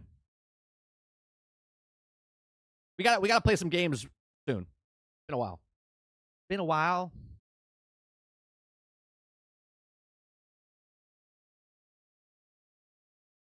All right, let's see what else we got going on here. All right, we got a video. Got a video here from Laura Fryer, about 10 minutes long. It's talking about, was Avowed a success? Okay. We like watching her videos. So if you guys like it, hit that like button, hit that subscribe button. If you'd like to go above and beyond that, become a member as little as $5. Don't forget, after this stream today, I'm going to go live again. I'm trying this new software out, and we're going to test it out. So if you want to come by, we're just going to shoot the shit, while I test out the new software. Right? I gotta see if my audio works. I gotta see if the different transitions work and whatnot.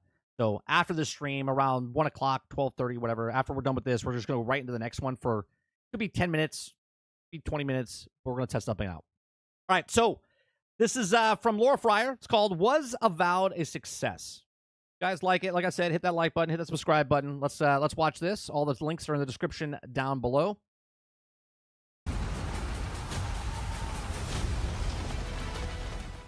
If you're looking for a video about Avowed being a smashing success, this isn't the video for you. After looking... Damn it. All right, well, that's it. Thanks for coming. We thought this video was going to be about was Avowed success. Looking at their first weekend of Steam sales, it is clear that they have not gotten a lot of engagement. Dragon Age Veilguard had more engagement, and sadly, we know how the story ended. But let's not dwell on unpleasant matters. It's definitely very concerning when your game doesn't do well, but I see a big difference between these two titles and their teams. You see, Obsidian is already working on Outer Worlds 2, and they've gotten the band back together again, the original creators, to make it happen. You guys didn't know Worlds this 2, person right here? That's Tim Kaine. That's Tim Kaine. And they've gotten the band back together again, the original creators, to make it happen. Part 2. And like all good sequels, we've included everything that should have been in the first game. More action. The success or failure of... I'm excited about Outer Worlds 2. I liked... You thought I was going to play the song. You thought I was going to play the song, Krebsy. I'm not playing the song. I'm not playing the song. Maybe now I am. I'm not going to play the song.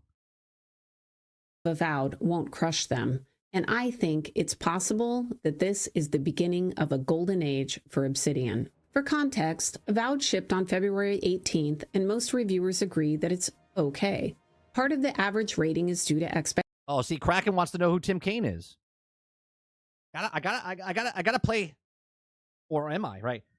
Right. I mean, Kraken doesn't know who it is. I gotta play it.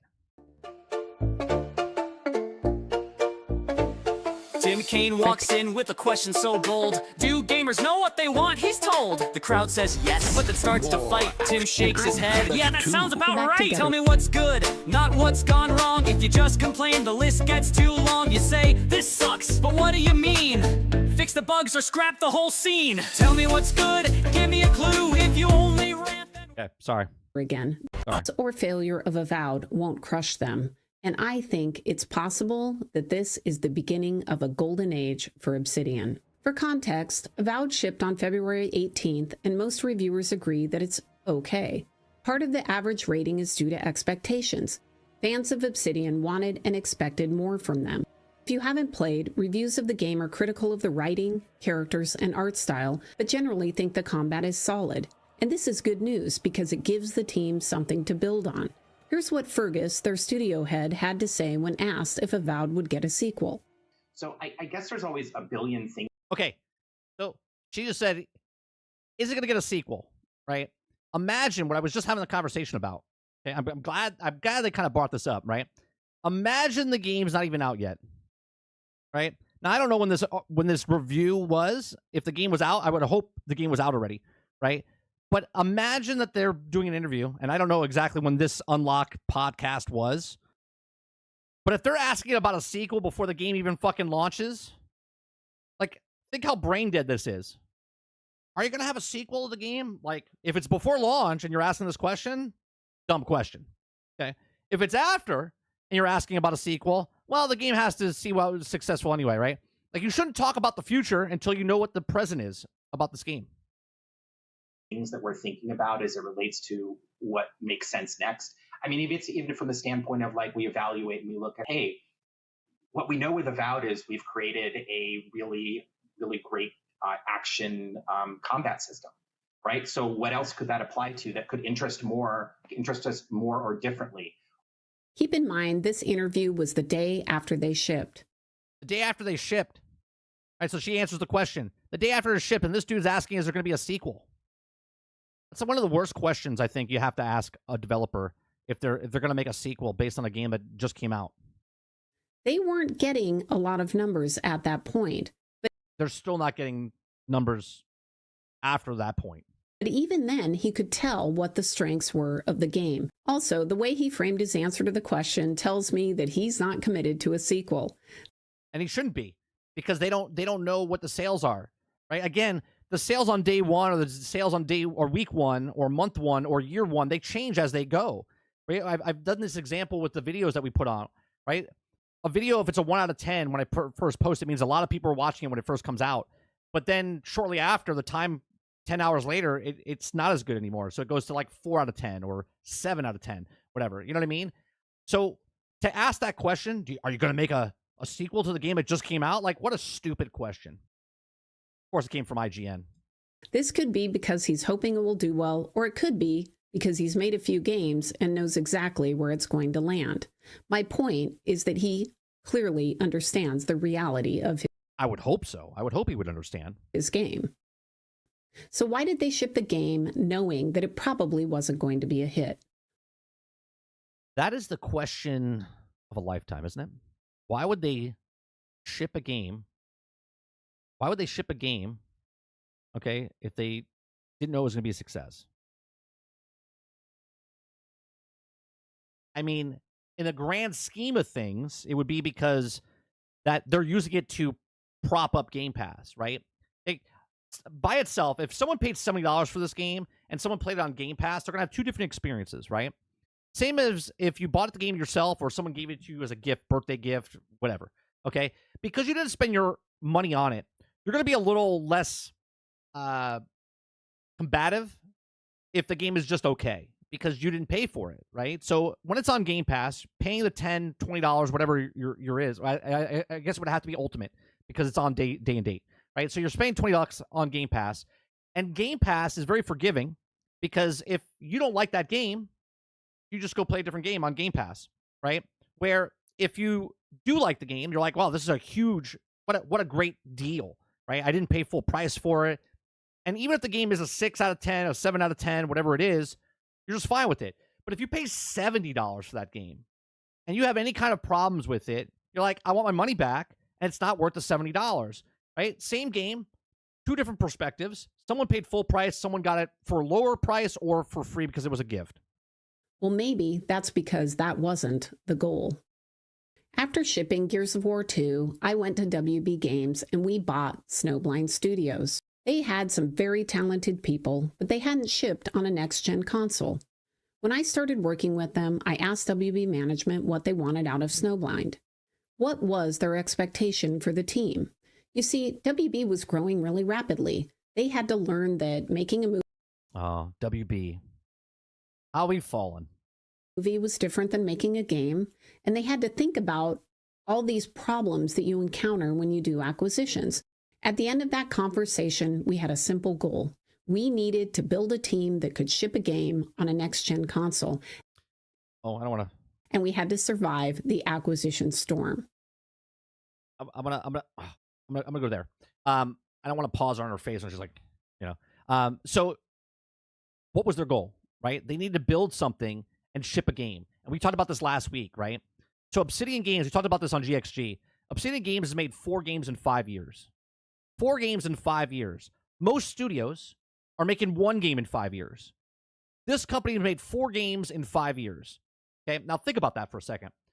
Even if this game comes out and it's not a huge success, it's not 9s across the board, it doesn't sell very many copies, it only sells like 2 million copies, 1.5 million copies, whatever it is, across all avenues, all platforms, okay? This company has made 4 games in 5 years. So the cost of this is not as high as everybody else. So their goal with Obsidian, their goal with all their games is to keep the product low in cost, get it out faster, and have a repertoire of games they're putting out, right? Outer Worlds 2 is coming out later this year. At the end of that conversation, we had a simple goal. We needed to build a team that could ship a game on a next-gen console, and we had to survive the acquisition storm. And we did. We succeeded in building a team, and we shipped. And many of those team members moved to Shadow of Mordor, which was a hit. That said, War in the North failed financially and critically. It was not a success from that standpoint. Look, no game team starts out aspiring to make an okay game. No, they don't. They aspire to making the greatest game ever known to man. And then shit happens, right? Developers want to make something critically acclaimed, and they want to stand on the stage and receive all of the applause and industry accolades from. Of course. When I was in the film industry, did I think that everything I worked on was going to win an award? No. But going in, you're like, hey, this could be the one. This could be the movie I work on. This could be the show that gets it. From their peers. They want to secure financial stability for their team, and then, after it's all over, they want to do it again. They want to make another game. Unfortunately, life happens. Yeah. Things don't always go well. In fact, life happens. I'll fill it in, Laura. Right? Shit happens, right? Like, stuff happens. In fact, they almost never go perfectly in game development. They never go perfect. It never goes perfect on the movie set. It never goes perfect in the recording studio. Nothing's perfect. That's just how it works. Yep. Even the best dreams can be dashed on the rocks of reality. Here's the thing. Obsidian is delivering. They delivered Avowed. They continue to ship. And being able to ship a game after being acquired by another company is a miracle all on its own. I've been on both sides of the acquisition party, and I can tell you it's tough on both teams. So I applaud the team at Obsidian for shipping. They should feel great about getting Avowed out the door.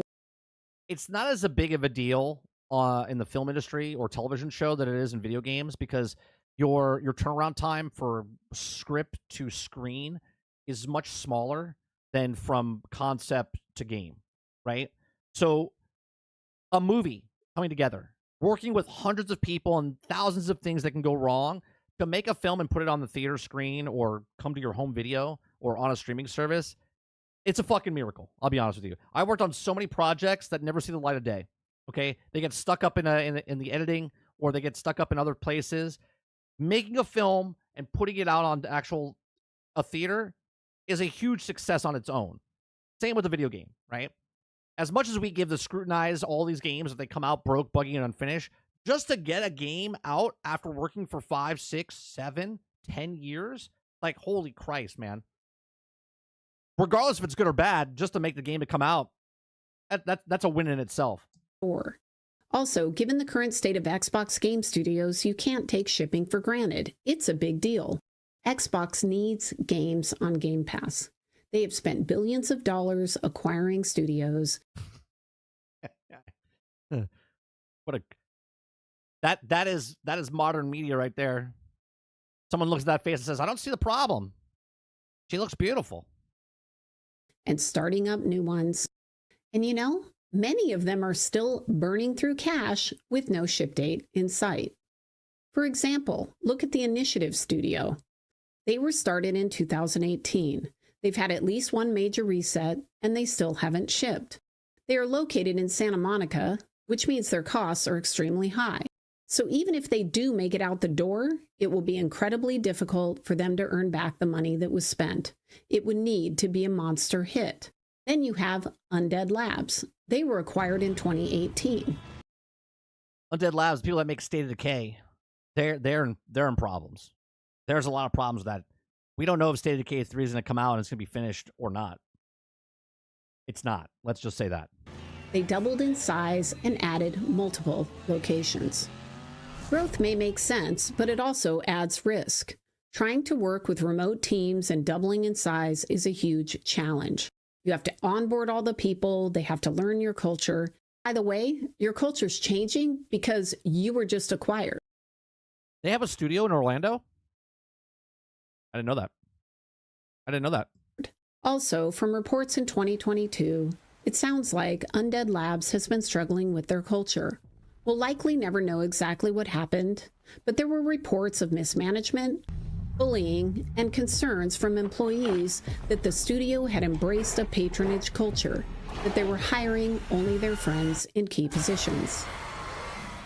I've gone through branding exercises before. Sometimes it can really help to bring the team together, but it takes a lot of time away from making the game. Yeah, having meetings about things, about what to do, not always the best time. This is why managers should do it, to tell the worker bees or worker ants what to do.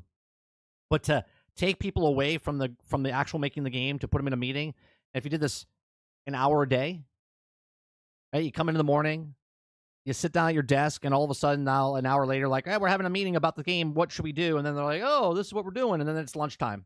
And they come back, and then they have another thing, and then they do the same thing the next day, and the next day, and the next day. It's like, can we actually just make a game?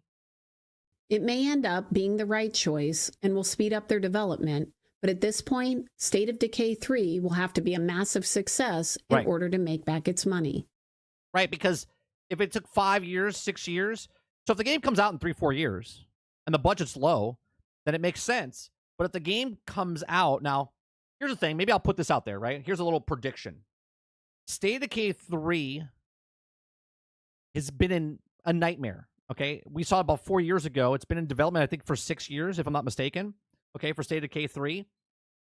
If this game comes out, you might see this across all platforms day and date. You might see this come out on PlayStation, Xbox, and PC because how long the process was, and they need to make their money back, okay? If Xbox doesn't put it out on all platforms, I would assume that the budget's still low enough where they can make the money.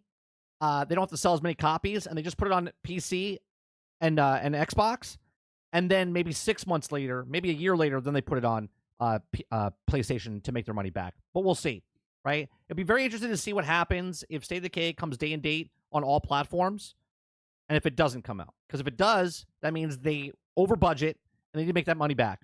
If it stays just on the 2 platforms for Xbox, then I think they could still make their money back and then put it on a PlayStation later. Those are just 2 examples of the many struggling. Ron says, so the faster you make a game, the bigger the chance to make your money back. Right, because you keep the cost down. If your budget of the game is lower, then you don't need to sell 5 to 6 million copies. You want to sell 5 or 6 million copies, but you'll make your money back faster if you spend less budget, and it only makes 1 to 2 million, because then you make your money back, and then everything after that is bonus. Right? Studios at Xbox. It was 7 years, Brain. 7 years for Anthem before they knew what the fuck they were doing. It was like 4 years in. It was like 4 years or 5 years in, and they saw it at E3 what the trailer was, and they're like, oh, that's the game we're making. And then they went back and made the game. When I look at that landscape, I would say Obsidian is doing pretty well. They survived acquisition, and they shipped a game that is good enough for Game Pass. They also I gotta rewind that for a second because I missed what she said. Have to be a massive success in order to make back its money. Those are just 2 examples of the many struggling studios at Xbox. When I look at that landscape, I would say Obsidian is doing pretty well. They survived acquisition. I thought Anthem got made in 18 months. It did. After, I think if I'm not mistaken, Krebsy, I think it was being made, I think for 5.5 years, maybe it was 7, before they knew what the hell they were making. And then once they knew what they were making, they pushed it out in 18 months, if I'm not mistaken. Acquisition, and they shipped a game that is good enough for Game Pass. They also launched Grounded in 2020 and Pentiment in 2020. Well, Grounded was early at preview program in 2020, but didn't launch until 2023, if I'm not mistaken. Or was it 2022? 2022. They know how to ship, and I would argue that it would be worth it for the other studios and Xbox management to take a look at Obsidian and figure out how to replicate what they're doing. Fergus has been making games for years. He's been in the trenches, and he's been at Obsidian since it started. He was one of the founders. Do you have any questions for Fergus? How did he like being my A lot of board games behind them. QA person on my There's Tim Kaine. I'm kidding. I'm not going to play the song again.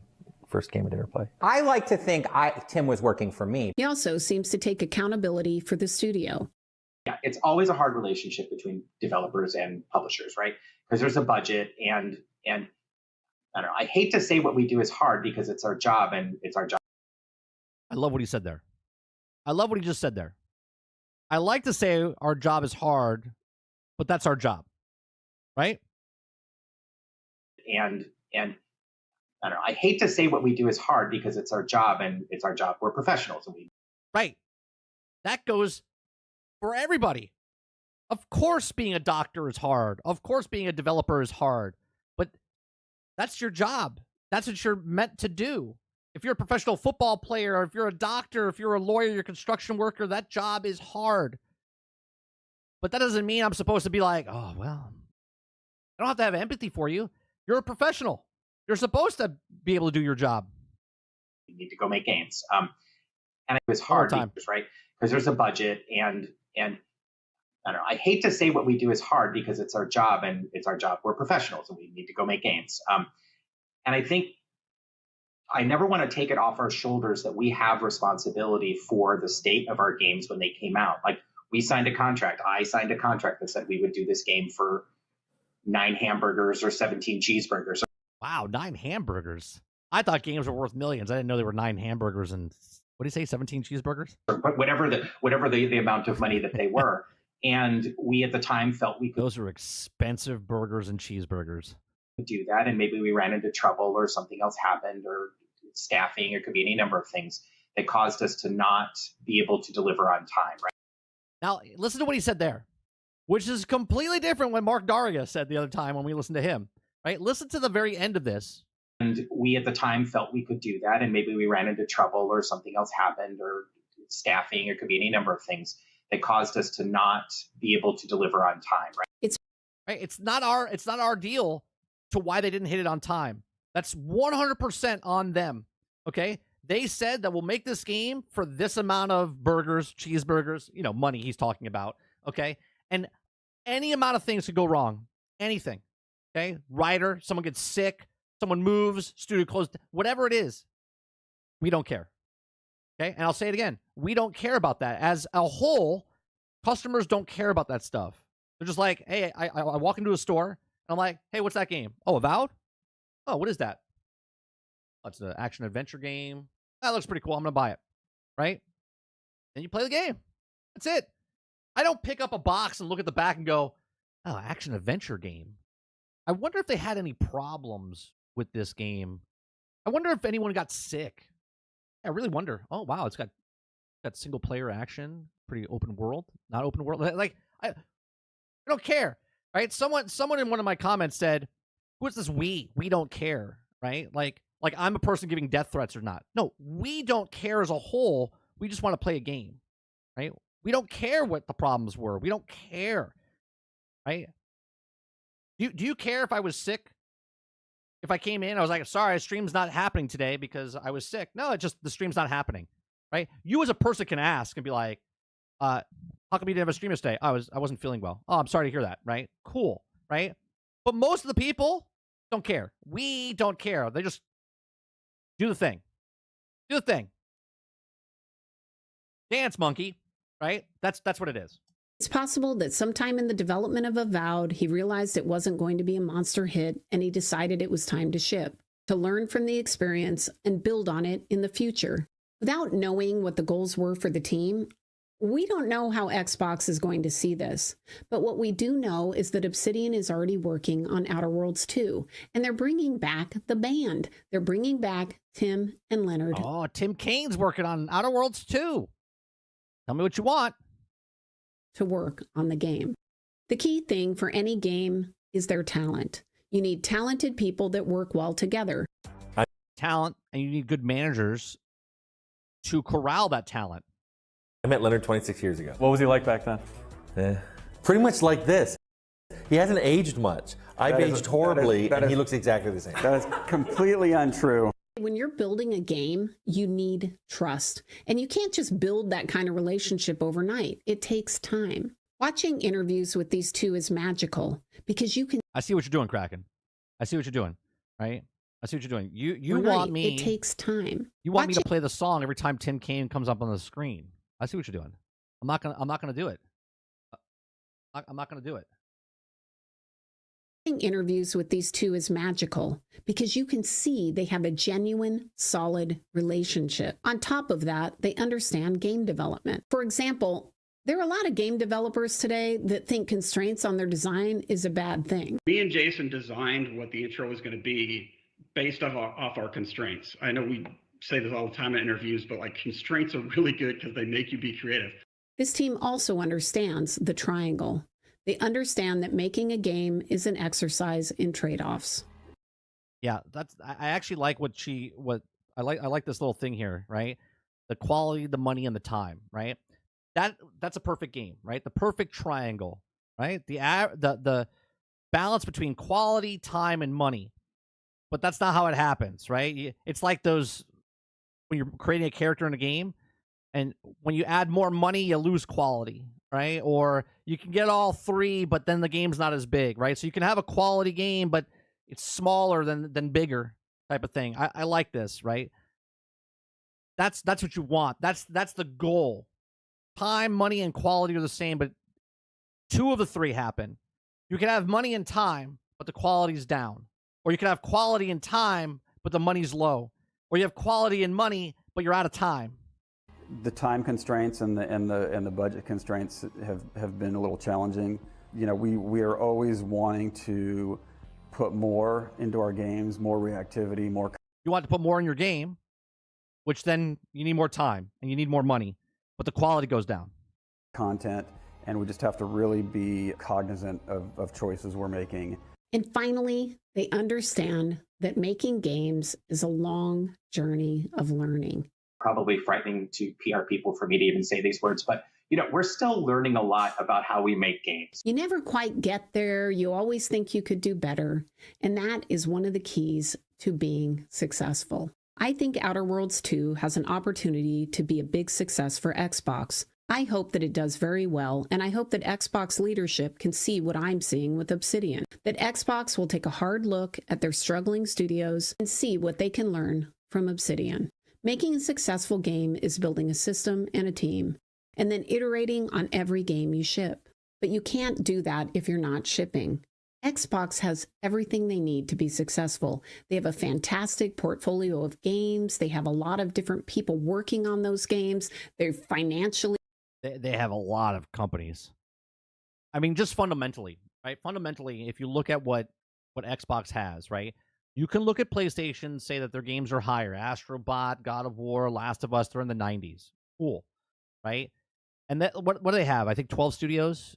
Like 12 or 18 studios, something like that, right? So if every 4 years one of their games came out, or every 4 years one of their studios, like two of their studios came out every year, right? They could cover up the whole generation of game. Now, Microsoft has the bankroll, right? They have the bankroll, and they have, 38 studios or whatever it is? Even if they make 38 mid-tier 80-plus games, right? 80 to 85 games, scale-wise. There's a shit ton more games that can come out of that studio of decent quality than the high quality that Sony can put out, right? So in the end, by the end of the generation, you'll look at and go, well, these guys have way more because they just have more money to throw at studios. They have more money to do the stuff, right? And again, if you look at that triangle, the time, the quality, and stuff like that, the time, quality, or money, that's the thing, right? Sony chooses to do quality and time, right? And they're putting money. So it takes them longer to make the stuff that they're making, but they get better scores. But they get 5 million, 7 million, people buying the game. Where Microsoft is going, we put more out there, and we're doing not quality, right? They're doing time and money. Okay? Actually, they're doing quality and time. Right? They're not putting the money into it because the money's low with these games. So the quality is there, 80 to 85. The time is there. Actually, I'll reverse that again. They're doing money and quality. They're not doing time. They're out of time. Hence why they put it on Game Pass, right? So that's what Microsoft is doing. Microsoft is doing money. They're throwing money at it, and they're doing quality, which is 80 to 85, but they're out of time. And Game Pass is that forgiveness for it. Or supported, they can dominate the games industry. Yeah, see, let me rewind this a little bit. Xbox has everything they need to be successful. They have a fantastic portfolio of games. They have a lot of different people working on those games. They're financially or supported. They can dominate the games industry. The only question is if they'll ever figure that out. Right. And maybe, just maybe, Obsidian is the key. If you can make if you can make mid-range 80 to 85 games and you're coming out one a year or one every other year, that's huge for the studio, right? Right now, people look at it and say, well, Sony is the leader, and they are the leader, but they can't produce what Microsoft is doing just because the sheer money's not there. The sheer money's not there. So it's interesting to see that little triangle thing. Short video. I like it, though. I like, man, she's blown up. 52,000. I think when we started watching her, she was like 17,000, something like that. So, and that was just a couple of months ago. Maybe 4 months ago? 5 months ago? I forget when we first, right? She's destroying YouTube. She's doing really good. Makes good content. I think a lot of people like her because, one, she's an insider, right? She's been experienced. She's been in the industry for quite some time, so she's credible of what she says. All right, let's see what you guys are saying. Let's see. El Nitty says, maybe if they sell all the board games, they can make some DLC. Hilly says, Mike's been saying this, so with hitting the 80s, adding huge sums to get higher. Yeah, they don't have to hit those 90s. They can put in less money. They're still throwing money at it, but they're putting money and quality. The quality is not the greatest quality, but they're out of time, right? And the time brings down the quality a little bit, but that quality works for Game Pass. Let's see. Sarge says, did you see that Elden Ring is getting a board game? Only he says, still learning. Waterbear says, I believe until Xbox produces Game of the Year winner, they will still pay the Xbox tax when it comes to games. But do they need a Game of the Year, Waterbear? And here's what I'm asking, right? Does Xbox need Game of the Year? Because even if they get one Game of the Year, right? And then someone on social media is like, oh, see, Xbox has finally got a Game of the Year. They're like, oh, well, that's fine, right? And it's like comparing the Patriots to, I don't know, who just won? The Eagles, right? Well, the Eagles, they have 2 Super Bowls now, right? But the Patriots have 7, okay? Or more than that, okay? Of course, there's a better out there. But do they need a Game of the Year to be known for? Is that one Game of the Year going to completely turn it around and be like, oh, Xbox means business now? No, they're okay just hitting that mid-tier. And that mid-tier is not bad. It's just, as a consumer, you're getting more stuff faster. Or do you wait longer for a good quality thing? Waterbear says, meaning no matter how good it is, it'd still only be, is it on Game Pass type of game? And I think that's all they care about.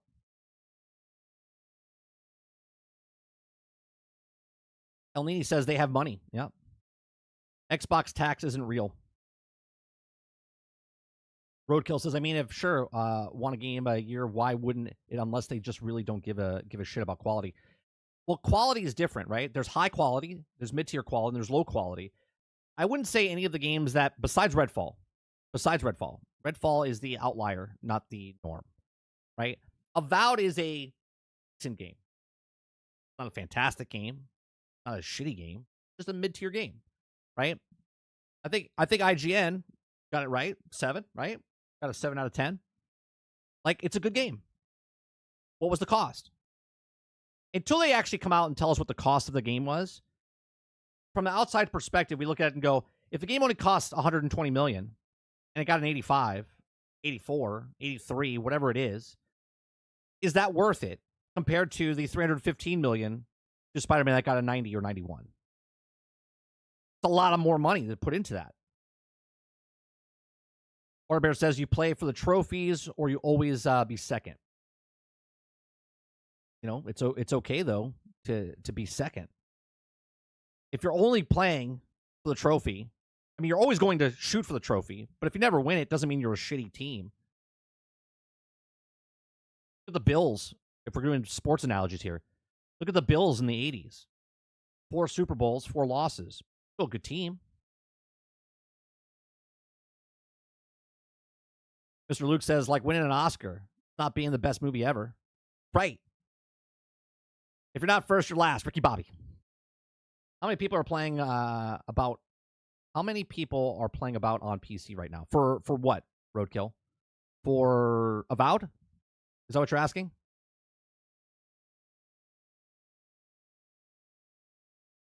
Let's see. Avowed Steam charts. Right now, peak is 19,000, and right now is 4,985. Right now. But the 24-hour peak is 10,000.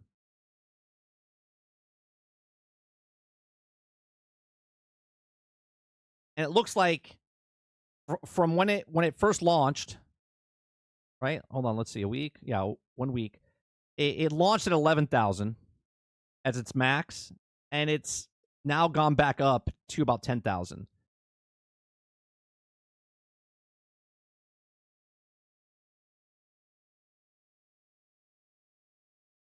But again, that's PC. If you go back and look at all of the Obsidian games on PC, they're all about this. They're all around 20,000. They've never been above that. So on PC, they're hitting the mark what they've always done on average.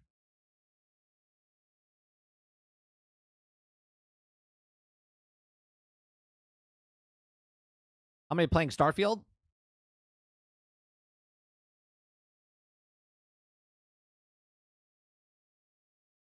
Right now, Starfield's at 3,000. 24-hour peak, 5,000. Right? It's a year and a half ago.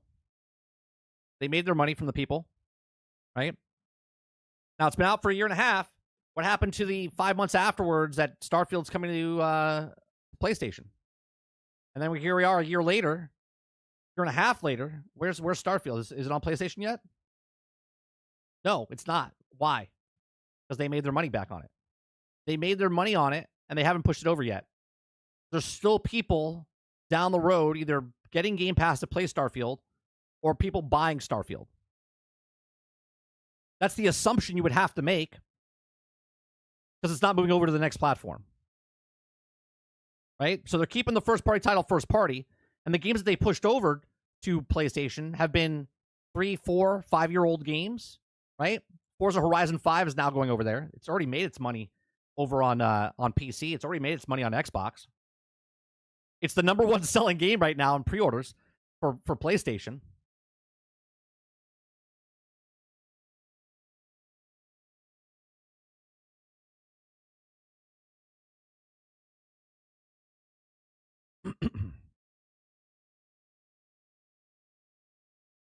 Yeah, we're all waiting for the game to come over. I remember it was about a year ago on Reforge's podcast, right? Where it was like me, Doc Dark, and Kirk, right? We were all talking about, everyone's like, everything's coming over. I was like, nah, select things are coming over, right? Everyone wants to say that everything's coming over. It all depends on financially what it is. Krebsy said earlier in the thing that Fable rumored is coming on all platforms day and date. If that's true, that means it's high budget, right? High budget, and they need to get that return faster. If they feel that they can make their money back on the pre-orders and whatever else, then they would keep it on PlayStation. I'm sorry, they would keep it on Xbox and PC. But if they feel like they're over budget and they need to make that money back, then they would put it day and date, I would assume, on all platforms. Roadkill says it's not PlayStation yet because it's on Pro, of the Pro came out, and now they're upgrading it for the Pro, guaranteed. They're upgrading it for the Pro. That might be, still stands as it's not on PlayStation yet. And if anything, Roadkill, them putting it on PlayStation and then putting it on Pro later, if people have Pro, then they're just going to wait, just like people on PC would wait for a game. But remember, people on PlayStation don't want to play Xbox games. Altar says everything is coming everywhere. Halo is coming to Nintendo Switch 2, and the leaker said it. He never lies. Yeah. How is that even going to run? Cyberpunk 2077 is going to drop on Switch 2? I would not. My son asked me that yesterday. He's like, how is Hogwarts Legacy on Switch 2? Or Switch, he said. Because we went to GameStop yesterday. He's like, how is Hogwarts on the Switch? He's like, it's going to look bad. I'm like, people don't have other systems, so they put it on there. That's right. Doc Dark. levels to this. I like Dark. He's good. He's funny, man. He was funny.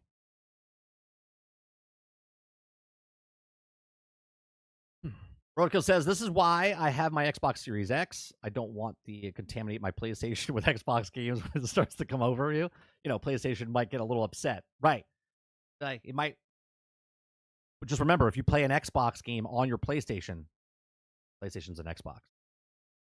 PlayStation's an Xbox. Everything's an Xbox.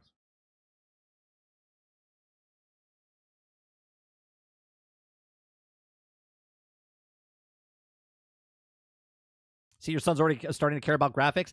Well, he knows how big, because he played Hogwarts, right? He tried Hogwarts on the system. He's not caring. He's just like, how is a game that big run on the Switch? Because he understands what Switch is. He doesn't care about the graphics. He's asking about, how is that game going to run on the Switch? Right? It's such a downgrade.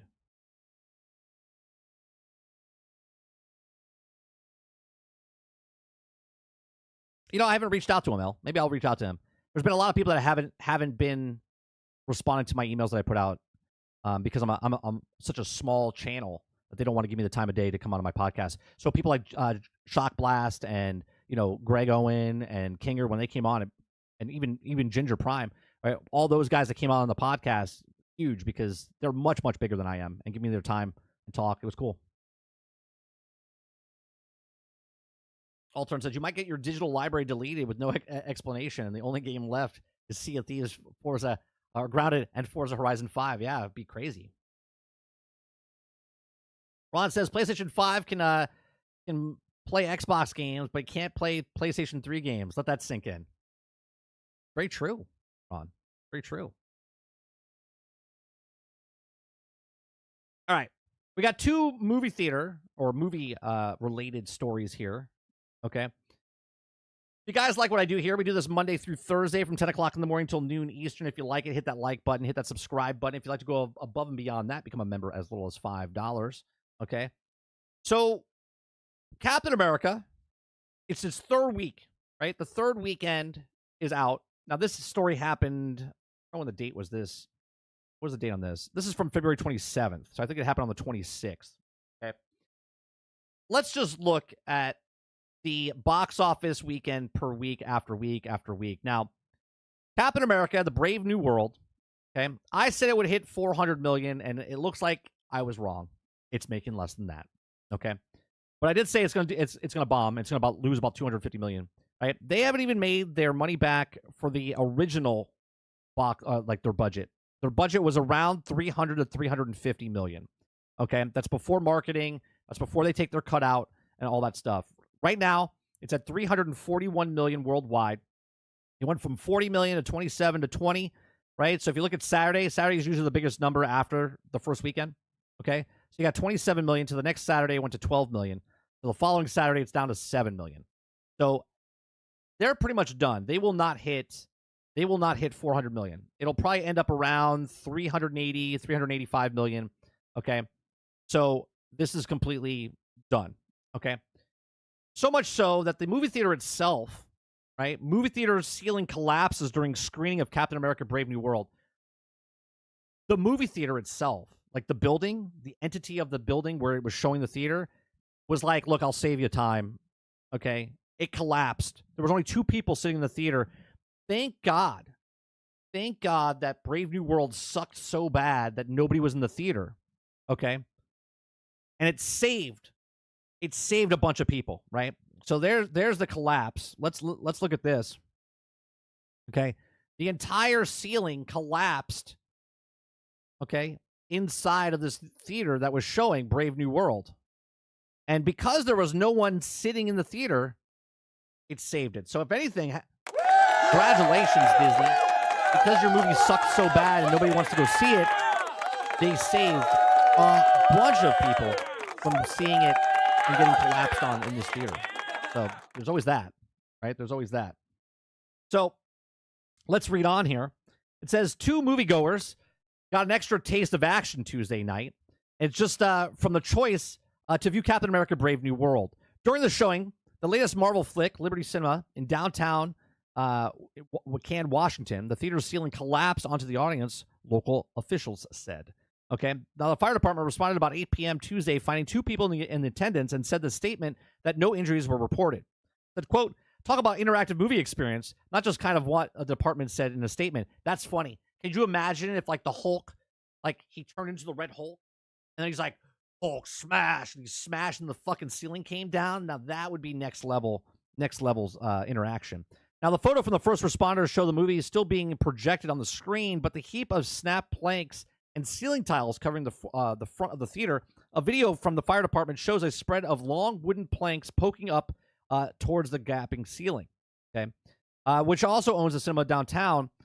So it also says, quote, we're also grateful that no one was injured when it occurred on Tuesday evening, spokesperson Brian Cook told NBC News in a statement. Look at that. Look at that. That's crazy. Right, that's 4D's effects right there, Krebsy. Okay? The Cook added that the theater team is working on with local authorities to ensure throughout investigation. It said the Valley Fire Battalion chief came in and responded and said the scene Tuesday night told NBC affiliate King of Seattle that the couple had a theater of themselves before they ultimately collapsed. You know, they probably weren't even watching the movie, let's be honest. The 2 people in the theater were probably, you know, having a little bit of a interactive experience, if you know what I'm saying.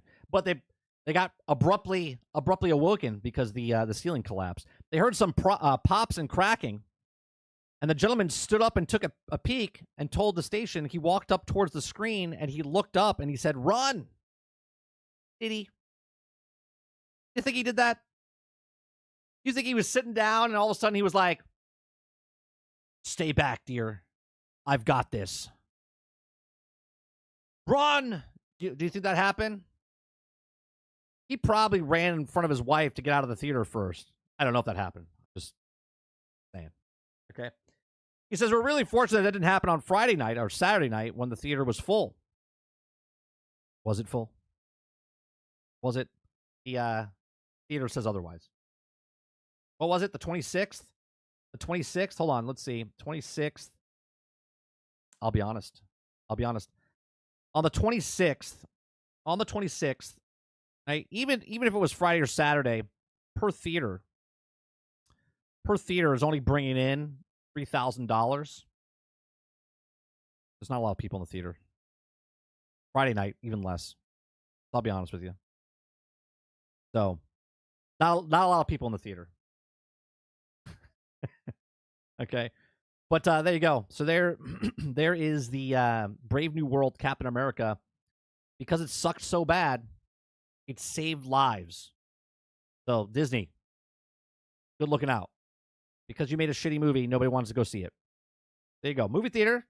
Let me know what you guys think in the comment section down below. You think the guy actually stood up and went, snap, crackle, pop? He thought it was the person next to him was eating Rice Krispies. Right? Let me know in the comment section down below. Let me know in the live chat what you guys think about the collapse of the theater. And also, what do you think about Captain America Brave New World? Did you see it? Did you like it? Let me know in the comment section down below. Let me know in live chat. Please make sure you share, like, subscribe. And if you like what I do here, check out some of our other videos. Thanks for watching. Didn't the theater give them a large free popcorn? I mean, it didn't say it in the article. Is that before or after the roof caved in? What would the lawsuit though be, Krebsy, if no one was injured and they weren't in the path? That would it be like post-traumatic stress? Like now they can't ever go to a theater again because they always think the roof's going to cave in. I'm not trying to be funny. I'm trying to ask, like, what would the lawsuit be if they weren't affected? Like, we don't know what seats they were in because it looks like the front of the theater. They were in the back. I mean, obviously, they could have been injured, but they weren't, and they weren't anywhere near it. Altern says the guy was probably looking at the ceiling. His wife was like, might have been looking at another direction, having a different type of action in the movie. That's what I'm saying. Right? He was looking up at the ceiling, but he didn't get up out of the seat. A good lawyer finds something? You mean a shitty lawyer? Because if a shitty lawyer is trying to sue a theater where no one was injured and stuff, that lawyer's, personally, in my opinion, shouldn't be a lawyer looking for something to get a lawsuit done instead of nothing happened, so move on with your life.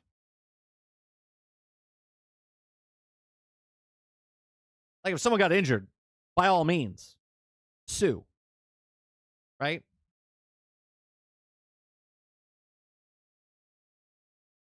Something dangerous to community lawsuit?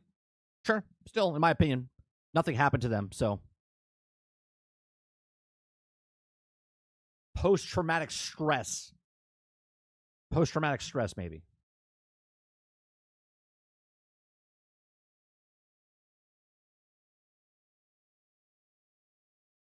I mean, I guess.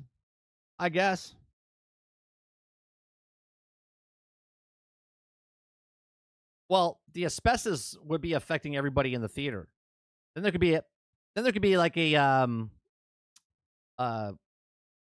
what's that called? Where everyone gets everyone's in the lawsuit. If you've been in this theater for the last 10 years, you might have been exposed to asbestos, type of thing. Class action lawsuit. Maybe.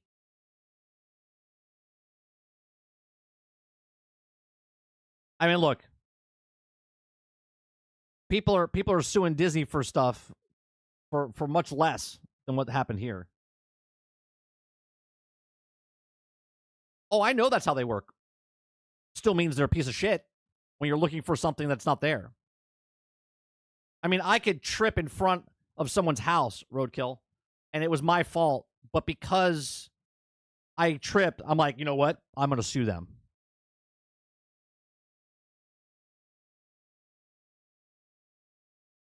Can we sue Disney for screwing up Marvel Cinematic Universe? Yeah, I'm sure you can. Disturbance. Like, you can no longer trust anything in any movie theater, Water. I'm sure if you got a good lawyer, you could get a lawsuit for Disney. Get that good lawyer.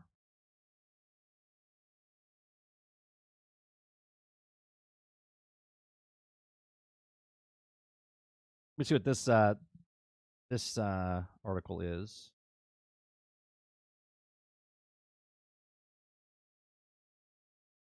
The next one is AMC.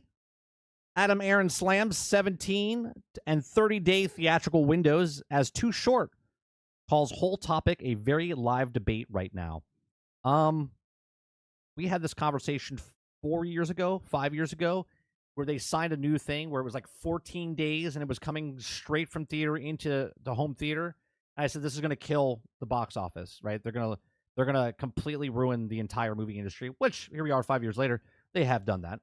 Okay. If you guys like what I do here, we just cover news stories, have conversations. If you like it, hit that like button, hit that subscribe button. If you like to go above and beyond that, become a member as little as $5.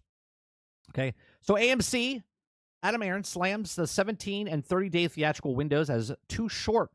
Calls the whole topic a very live debate right now.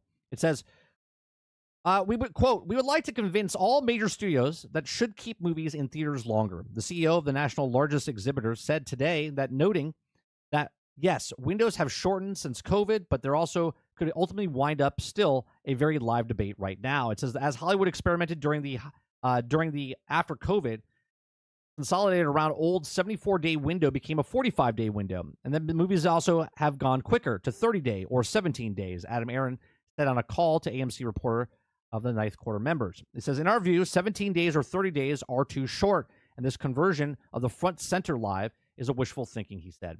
Well, here's the problem, right? Because there's too many advertisements on that. Here's the problem, okay? We're talking about people that are playing gamers. Like, gamers will wait a year or year and a half before, if you're on PC and a game comes out on console, you'll wait a year and a half before it comes out there. Do you think people won't wait 17 to 30 days to not go to the theater to come into the actual, into their home to watch stuff? How many of you in the last 4 years said, oh, a movie's coming out, I'll just wait for it to come on a streaming service? Right? Pretty much everyone. I would say everyone in this theater, everyone in this stream probably said, you know what, I'll just wait. I don't need to watch it in theaters. Why? Why don't you want to watch it in theaters? One, well, prices are too expensive. Two, the movie doesn't look that good, and I don't want to waste my time going to a theater, right? And that's just it. So when you give it 74 days, okay, it used to be longer than that. Remember when you were young kids? Like if you're in your 40s right now, okay, and you were younger, movies would take a year before they even came out on VHS, let alone come to a streaming service, okay? back in the 80s and 90s, a movie would come out. It would stay in the theater for like 30, 40 weeks. Okay. Then it would go to like HBO or some service like that. And then 6 months later, so we're talking like a year and a half later, then it would come to VHS, okay, to rent. And then you could purchase it down the road type of thing, right? Now, they show a movie, the trailer comes out, and you're like, I'll just wait the 17 days, the 30 days for it to come on a streaming service. There's no incentive whatsoever to go to theaters. We've had this conversation in the past. I said they have to stop doing this. This is too soon. If anything, okay, they have to release the movie in theaters, let it sit out in the theaters for at least 3 months, okay, and then only goes to rent, not purchase. Rent, okay? Then 3 months after that, then they put it on a streaming service. But doing this is completely killing the entire industry. Do you know how many people don't go to the theaters anymore and can't experience going on a date and having a romantic moment in the theater? You know what I'm talking about, like the two in the theater where the ceiling collapsed. Okay, there's a whole generation not even experiencing these things, getting little sneaky into the theaters, right? Dates galore. Who's going to dates in the movie theaters anymore? Nobody is, right? They're hanging out in parking lots or something. I don't know what the fuck they're doing. Okay, but movie theaters are essential for life. Like get out there, hang out with your friends, go watch a movie, go talk about that movie afterwards. Nope, not anymore. Do it as fast. Yeah, Netflix and chill. Okay, right? Not even watching the movies. No one's doing anything. Right? Movie theaters are essential for people to get the fuck out of the house. Go out, enjoy, watch a movie, have a conversation, talk, instead of going, oh, I binge watched the entire scene or the season or series. Right? Oh, straight to video. Remember the times you wouldn't even watch VHS back in the day or beta? If it was a straight to DVD movie or straight to VHS movie, you're like, that's a shitty movie. Now all your movies are that. All your movies are shitty movies that are coming to Netflix or shitty movies that are coming to your streaming service, right? So let's go back to this. So some studios leave certain films in theaters for 60 days, he noted. We believe everybody should make more money if the windows were longer, Aaron said. To watch this space, we continue to see what we can do to convince the industry and what should be firm around the 45-day mark. And once we get there, maybe we can extend it to 60 or 74 days like it was pre-pandemic. We will also learn together to see what's a very live topic. Okay. Asked about the collaboration between theatrical and side, Netflix, IMAX. Okay. He said that to convince the giant streamer to help drive more patrons into seats, something Netflix executives have repeatedly insisted they will not do. Okay. Of course not, because their business model is watch our stuff instead of watching it in theaters. Okay. The general consensus of emergent Hollywood, not by all, but most, the most successful movies on streaming platforms are also the ones that go in the theaters first. And those movies have also great theatrical releases, often wind up being the most watched movies on streaming services. No shit. Right? But there are streamers, and there are streamers, and then there are streamers, we added. There are some streamers who have actively embraced the actual release. Apple and Amazon come to mind. And we also super meetings of conventions of both Apple and Amazon MGM were highly encouraged, for example, that Amazon MGM is adding a distribution personal because they would also dramatically increase the number of films they are releasing. He says, quote, similar to Apple, is so excited about the F1 coming out this June, which then hopefully we're hopeful to be going into a major blockbuster gangbuster hit, and then embrace theatrical is something that also quite exciting to us. Okay, Aaron said that notice that none of the other major streaming services that I talked about are not enthusiastic in embracing the theaters, that being Netflix. But we also continue to reach out to Netflix, and right now is scheduled to play out in the AMC IMAX screens. We also would love to be able to convince Netflix to embrace theatrical releases is good for them. And they also did this with Glass Onion. They're also doing this with Narnia. Okay, so he believes consumers demand entertainment can support both the robust theatrical industry and robust streaming industry side by side. Look, the industry right now, if they really wanted to, in my opinion, if they wanted to blackball Netflix, the studios could do this, right? Because Netflix, they have a pretty good, robust lineup, and they're throwing money at people left and right to make the original stuff. And a lot of people like that as a movie director and producers. Are like, oh, we can make this stuff and we can get that money up front, sort of like a Game Pass type of thing, right? Where they give them the money up front, so they're getting their money, and then they make the stuff for Netflix, right? Where they don't have to wait for the box office. And they probably get residuals based on how many people did watch it when it comes to Netflix. Okay, that's why Zack Snyder likes making the stuff for Netflix, because he's getting money up front, right? He's getting a big cash up front to make the stuff that he's making, and then Netflix also puts it, and he gets a lot of eyeballs on it. Just like developers like to make games and put it on the streaming services because more people will have to actually get to play their games, okay? But if the industry, if Hollywood really wanted to blacklist, right, now that Apple has their own thing and Amazon has their own thing and Disney has their own thing, they can compete and go up against Netflix as a streaming service. But if they don't want to put it on the streaming services so right away, they can hold it on to just the theaters, put it out into theaters, and keep it in theaters longer. Netflix would have to adjust, because if majority of the market decides that, hey, we're going back to 45, 70 days, and it's not going to be on Netflix, even though if Netflix is trying to toss money at them, at the end of the day, the money's going to talk, right? If Netflix is bribing people to bring their stuff to Netflix, they're going to do it because they're getting paid. And it's a real risk factor for movies to get made because it's expensive. Most movies lose money. 7 out of 10 films from one studio are going to lose money. So if you could be one of those 7 that you're going to lose money, but now bring it to Netflix, you're damn right you're going to throw it at Netflix because you're going to make the money up front. So it's interesting to see the way it is, but you guys know where I stand. I love theaters. I think theaters should always stay around. I think they should go back to the longer runtime in theaters. I think this also helps the other article that we went over a couple weeks ago about how Disney's hurting theaters by keeping just Disney projects in the bigger theaters, and they're just dominating where no one's seeing their Disney films. So they take the biggest chunk of the theater's revenue when new movies come out, because Disney's just got theaters over theaters in these megaplexes, and no one's watching their films, and they're all bombing, right? So there's a lot of things that have to go on. I hope that they do this. I don't think they will, but hopefully they go back to 45 days, 60 days, 74 days, where it's like 3.5, 4 months before it comes out on a streaming service. But these are just my thoughts. Let me know yours in the comment section down below. Please make sure you share, like, subscribe, and if you like what I do here, check out some of our other videos. Thanks for watching. Let's see. Netflix and chill, bro. Netflix and chill.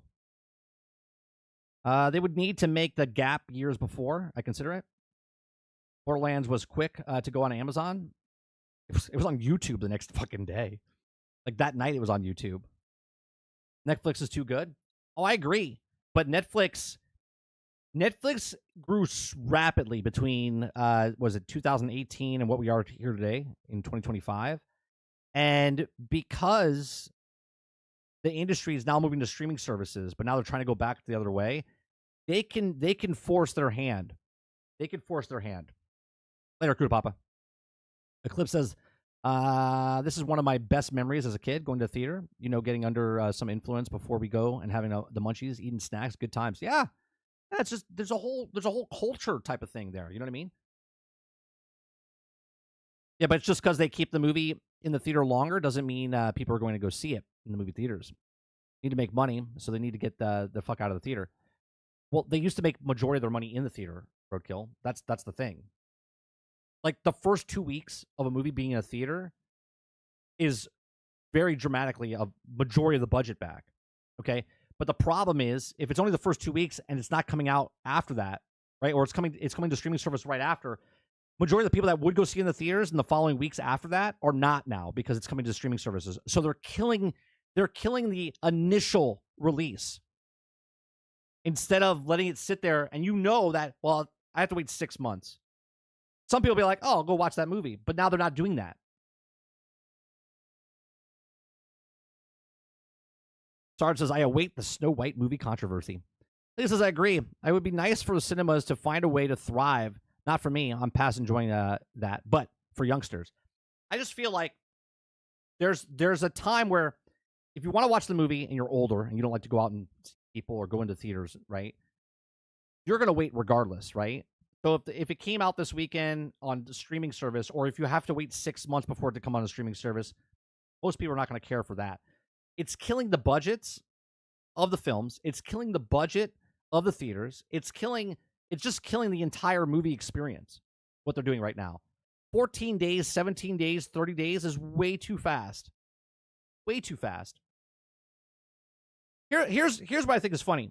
A lot of you guys in chat are like, well, I don't want to do that, right?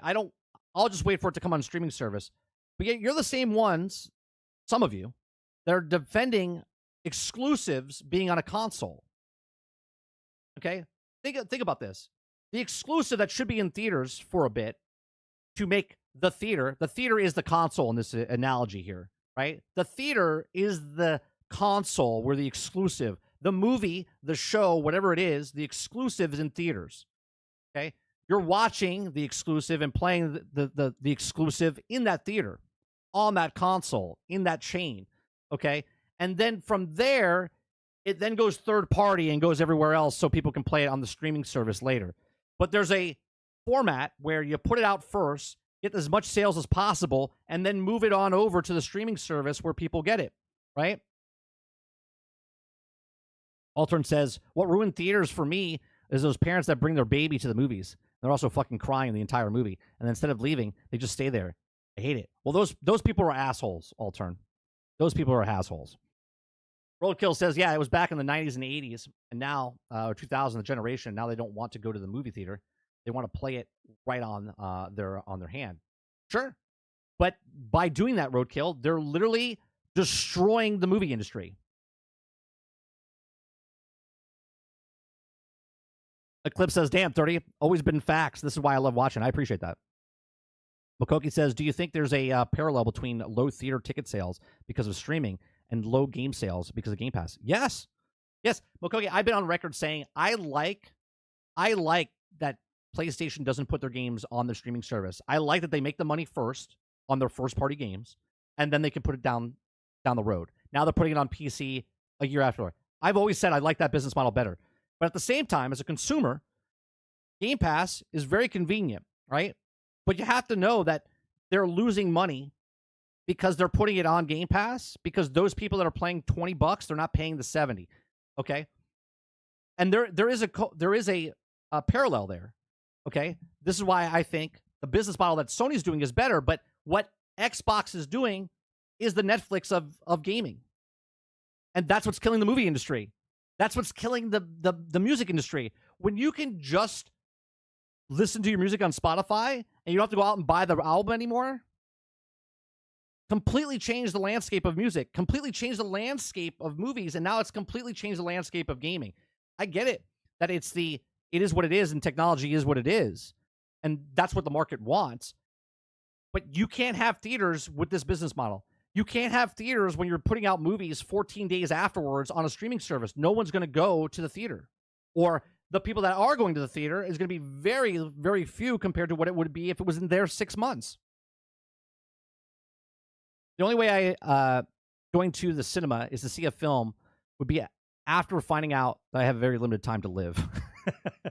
You're literally killing the movie industry. Correct. That's a bad analogy, 30. Video games and movies are completely different. And video games, you buy in, sink 100 hours into the room, a lot of different, and then the movie that you go watch is for an hour and a half. Bullshit. Bullshit. I'll call that, right?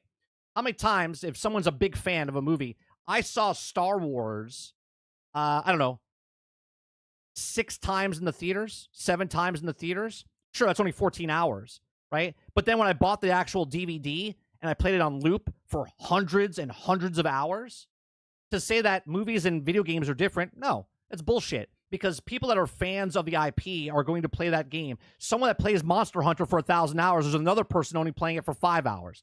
So get out of here telling me that video games and movies are completely different. A person that reads a book will read that book again. A person that likes to read the comic book are going to read that comic book again, over and over and over again. Okay, sure, you could put 1,000 hours into a game, but not everyone puts 1,000 hours into the game because the stats show that 80% of people put less than 10% into any game they buy.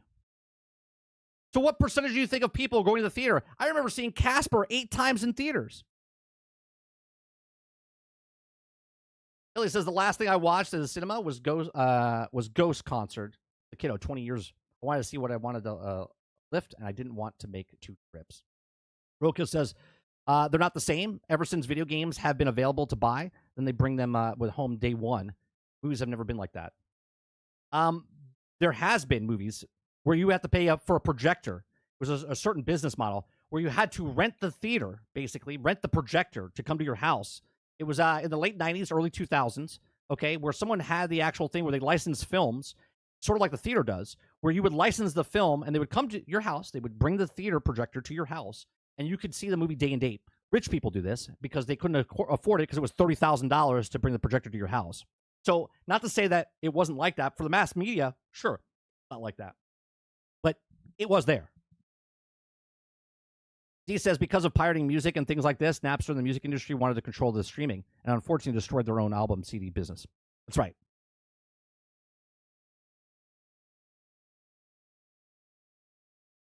Kraken says, my girlfriend watches Scream 3 every night before bed. No, she doesn't, Kraken.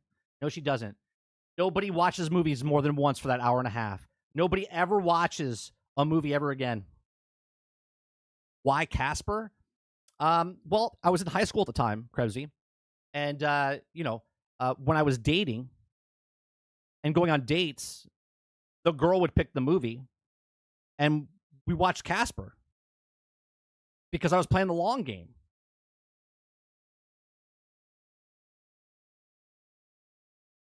Roadkill says, in like 2019, Phoenix, Arizona, they have like $2 movie theaters all the time. Why would I spend all day in the theater when I was homeless? But all like old movies from 2000, stuff like that. Well, Roadkill, what you're saying right there, why would I pay $70 for a video game when I can play on Game Pass?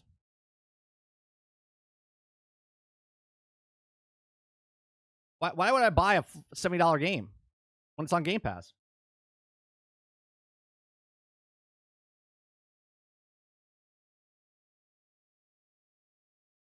Bracken says, oh, my bad. You're right. They're completely different than video games. That's right. I've never watched any of the DVDs that I've had. The 700 DVDs that I own, I've never watched them ever again. I just buy them and just keep them on the shelf.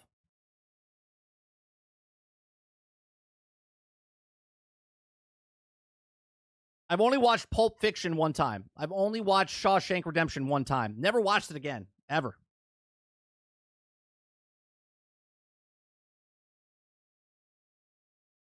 So you can own it unless you got them digitally. That's right.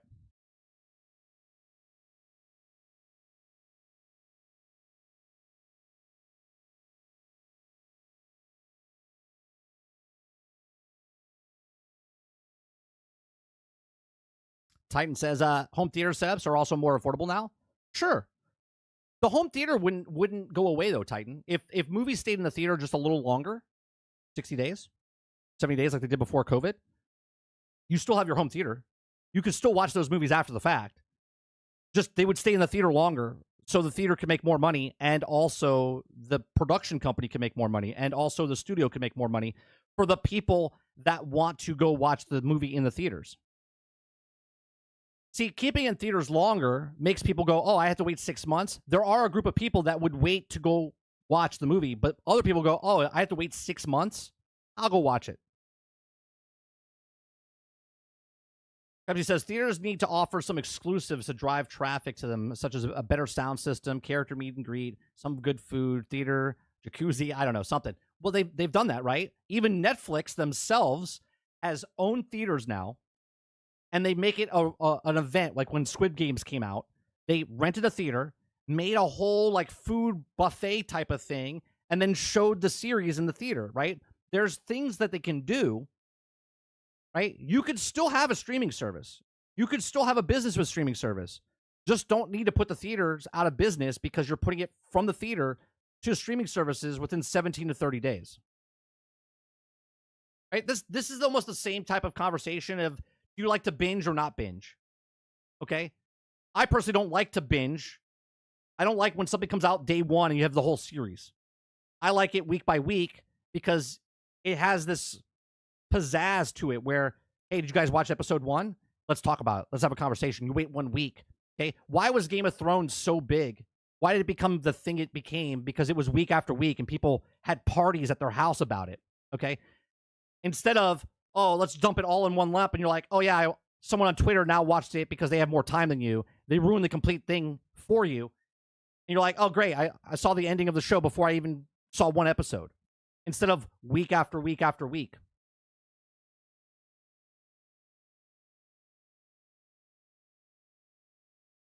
I see restaurants and theater combo deals. They do that now. Most of the theaters have like a food theater type of thing. Big comfy seats, right? They're bringing in better sound systems. They got the 4D thing where they're trying. It's not like they're not trying. Theaters are doing a service model, 3 movies a month for a discount price, money up front. Yeah, I was thinking about getting one of those things, but I don't know. 8 times makes sense now. What Microsoft was doing with day and date, I don't know who thought it would also work for movies, just because they were going to be streaming like Netflix. They had some sort of window. The window is needed, and when they shorten, you could go back probably to GXG 4 or 5 years ago, because my other channel, when we used to talk about this stuff, those videos are gone, but GXG is still up. I know for a fact 4 or 5 years ago, I said this is going to kill the movie industry. It has, because they've been saved twice now from bankruptcy because of it. Like when they drop a whole season day one because I can binge watch, I cancel my membership when I'm done. They get more money out of you dropping weekly. 8 episodes, 2 months membership. I've talked about this as well, Kraken.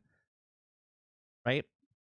Slowly, if it's 5 episodes and you start at the beginning of the month, you need 2 months to finish it, unless you wait and then start the next one. And this is why it's important for Netflix to have series after series after series, keep you coming back.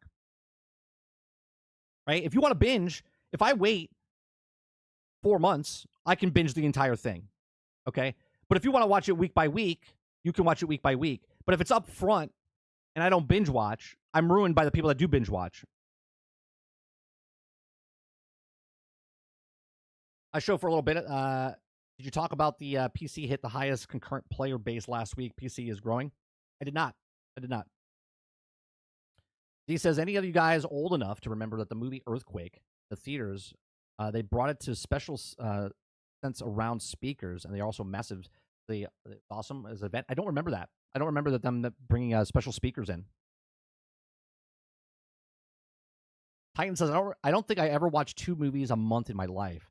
I used to go to the theater. Me and my wife, we would go to 3 movies, 4 movies a week. A week.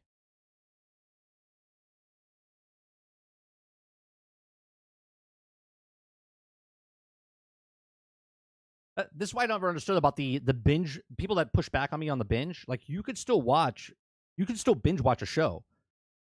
You just wait for all the shows to come out and then binge watch them. But if it week by week, it gives more interest to the actual show. More people talk about it. Social media would talk more about it. Oh, did you watch this week's episode? Oh, so good. I can't wait for next week's episode. Right? Like that is a huge part of why Game of Thrones was so fucking good. Right? Sopranos back in the day was so good. Deadwood.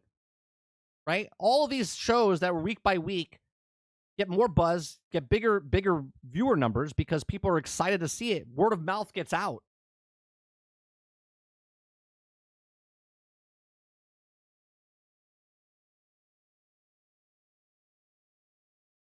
Flip says, yeah, that's what I'm doing. I'm watching Invincible until all the episodes are coming out. 12:44. I think we're done there with all the stories we have. We are. Good. I think I've done this before. Oh, did you guys see this? We'll probably talk about this tomorrow, but PlayStation VR 2, okay, Horizon Call of the Mountain bundle, $399.99. I don't know if you guys remember this, but I talked about how the VR headset, right? PlayStation, if they could get the price down and compete with the Meta Quest, it would be much better for them. Okay, obviously we know that the PlayStation VR headset wasn't selling well. You guys said it was selling like hotcakes, and I said if they lower the price point, it'd be better because they would sell more. But nope, they got the saturation point. They got the people that bought it, the 2 million, less than 2 million. I think it was like 1.2 million. Then they stopped selling them. Right? They stopped, or not selling them. They stopped producing them because they weren't selling enough. Now they're bundling it with Horizon. Okay, Horizon Call Mountain bundle for $399.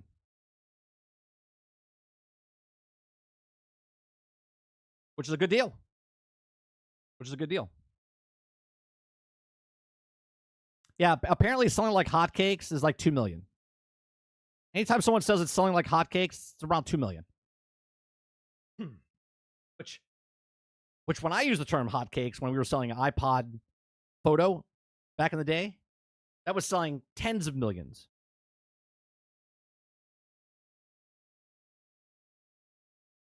Titan says, but why would I buy it if Sony isn't supporting it? Now that's the question, Titan. Because you have lots of games that are already out that you could play and use. Or you could just wait for the next headset to come out, which we know that's in works. He says you can also now get the connection for the PSVR 2 to play off your PC, which is great. There you go. So there's another reason to buy a cheaper headset. You can also hook up to your PC. There you go. VR2 bundle was on sale for $350 for like 2 months. Just bought it.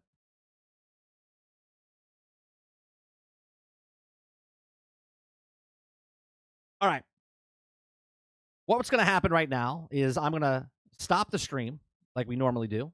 Okay. I'm going to go live again, but I'm using a different program. It's just a testing, right? So I appreciate if you guys come in a little bit and watch just so I can see if it's working or not.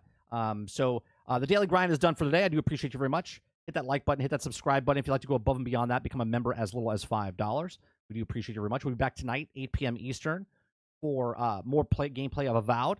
So come back out at 8 p.m. Like I said, this will be done. I'm going to make another stream. We'll go live with that stream. I'm doing different software to see if it works, if it doesn't work. So it's going to be audio test, it's going to be a video test. I'm going to try different scenes and whatnot. So I appreciate it very much. You guys have a great rest of your day, evening, or night, wherever you guys are in the world. And I'll see you guys on the next one. Peace.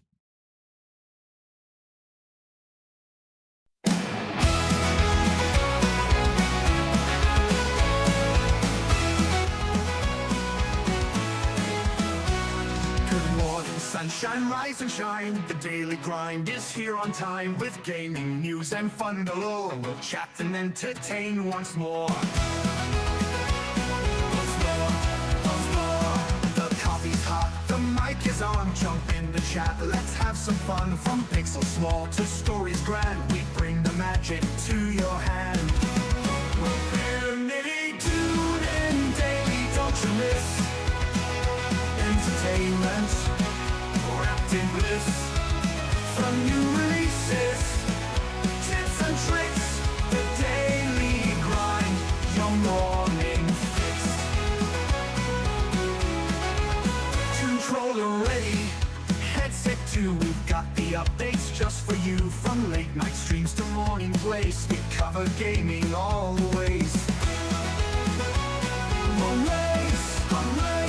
Controller ready, headset too, we've got the updates just for you. From late night streams to morning plays, we cover gaming all the ways. Laughs and news, our winning blend, the show with you, our dearest friend. Comments rolling, chats arrive, the daily grind, 5-star vibe. Tune in daily, don't you miss entertainment wrapped in bliss. From new releases, tips and tricks, the daily grind, your morning fix.